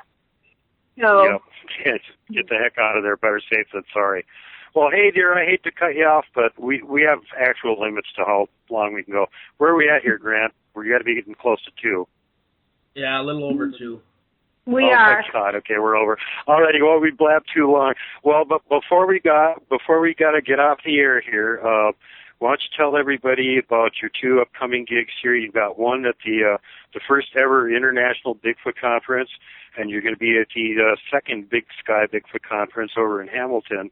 What are the dates on those shows so people can come and check it out and meet you? Well, on September 2nd through the 4th in Kennewick, that's the International Bigfoot Conference. That'll be wonderful. Lots of people to come and visit. I am not sure yet of the dates of the Big Sky Bigfoot Conference. I just know that it's going to be in October and in Hamilton. And if you didn't catch all of my story and you want to hear some more, on April 24th at 7 o'clock, I'll also be on Monster X. All right. Yeah. Big time show. Say hi to those guys for me when you're over there. And I welcome anybody to, look me up on Facebook. I have a book out, and my second book is publishing. It'll probably be out in just a couple days.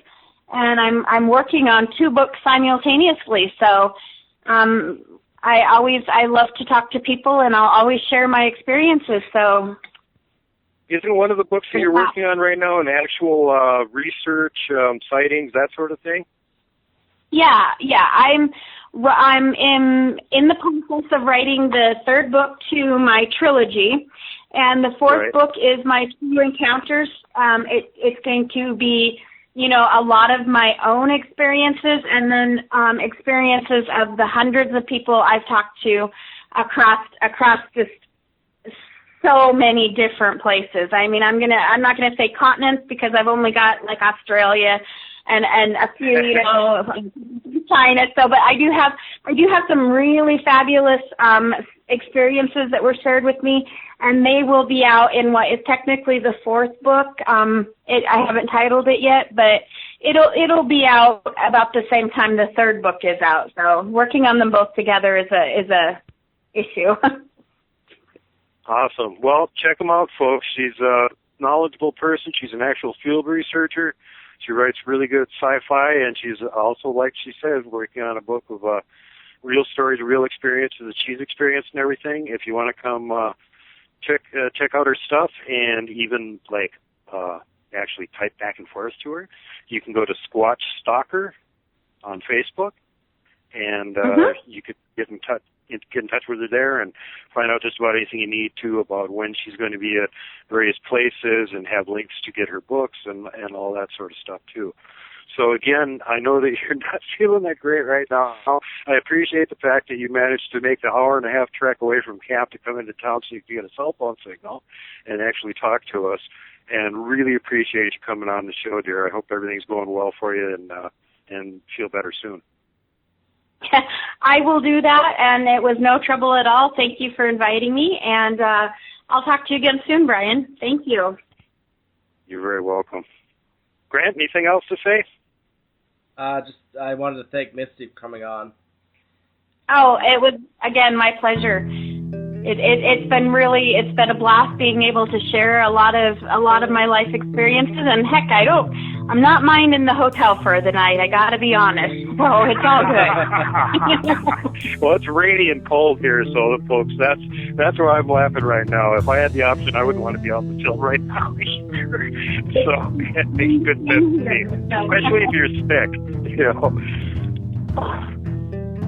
Thank you very much, and talk to you both soon. Yeah, have a good night. All right, take care, thank you. everybody Bye-bye. out there. Take care of each other and keep her squatchy, folks. Have a great week.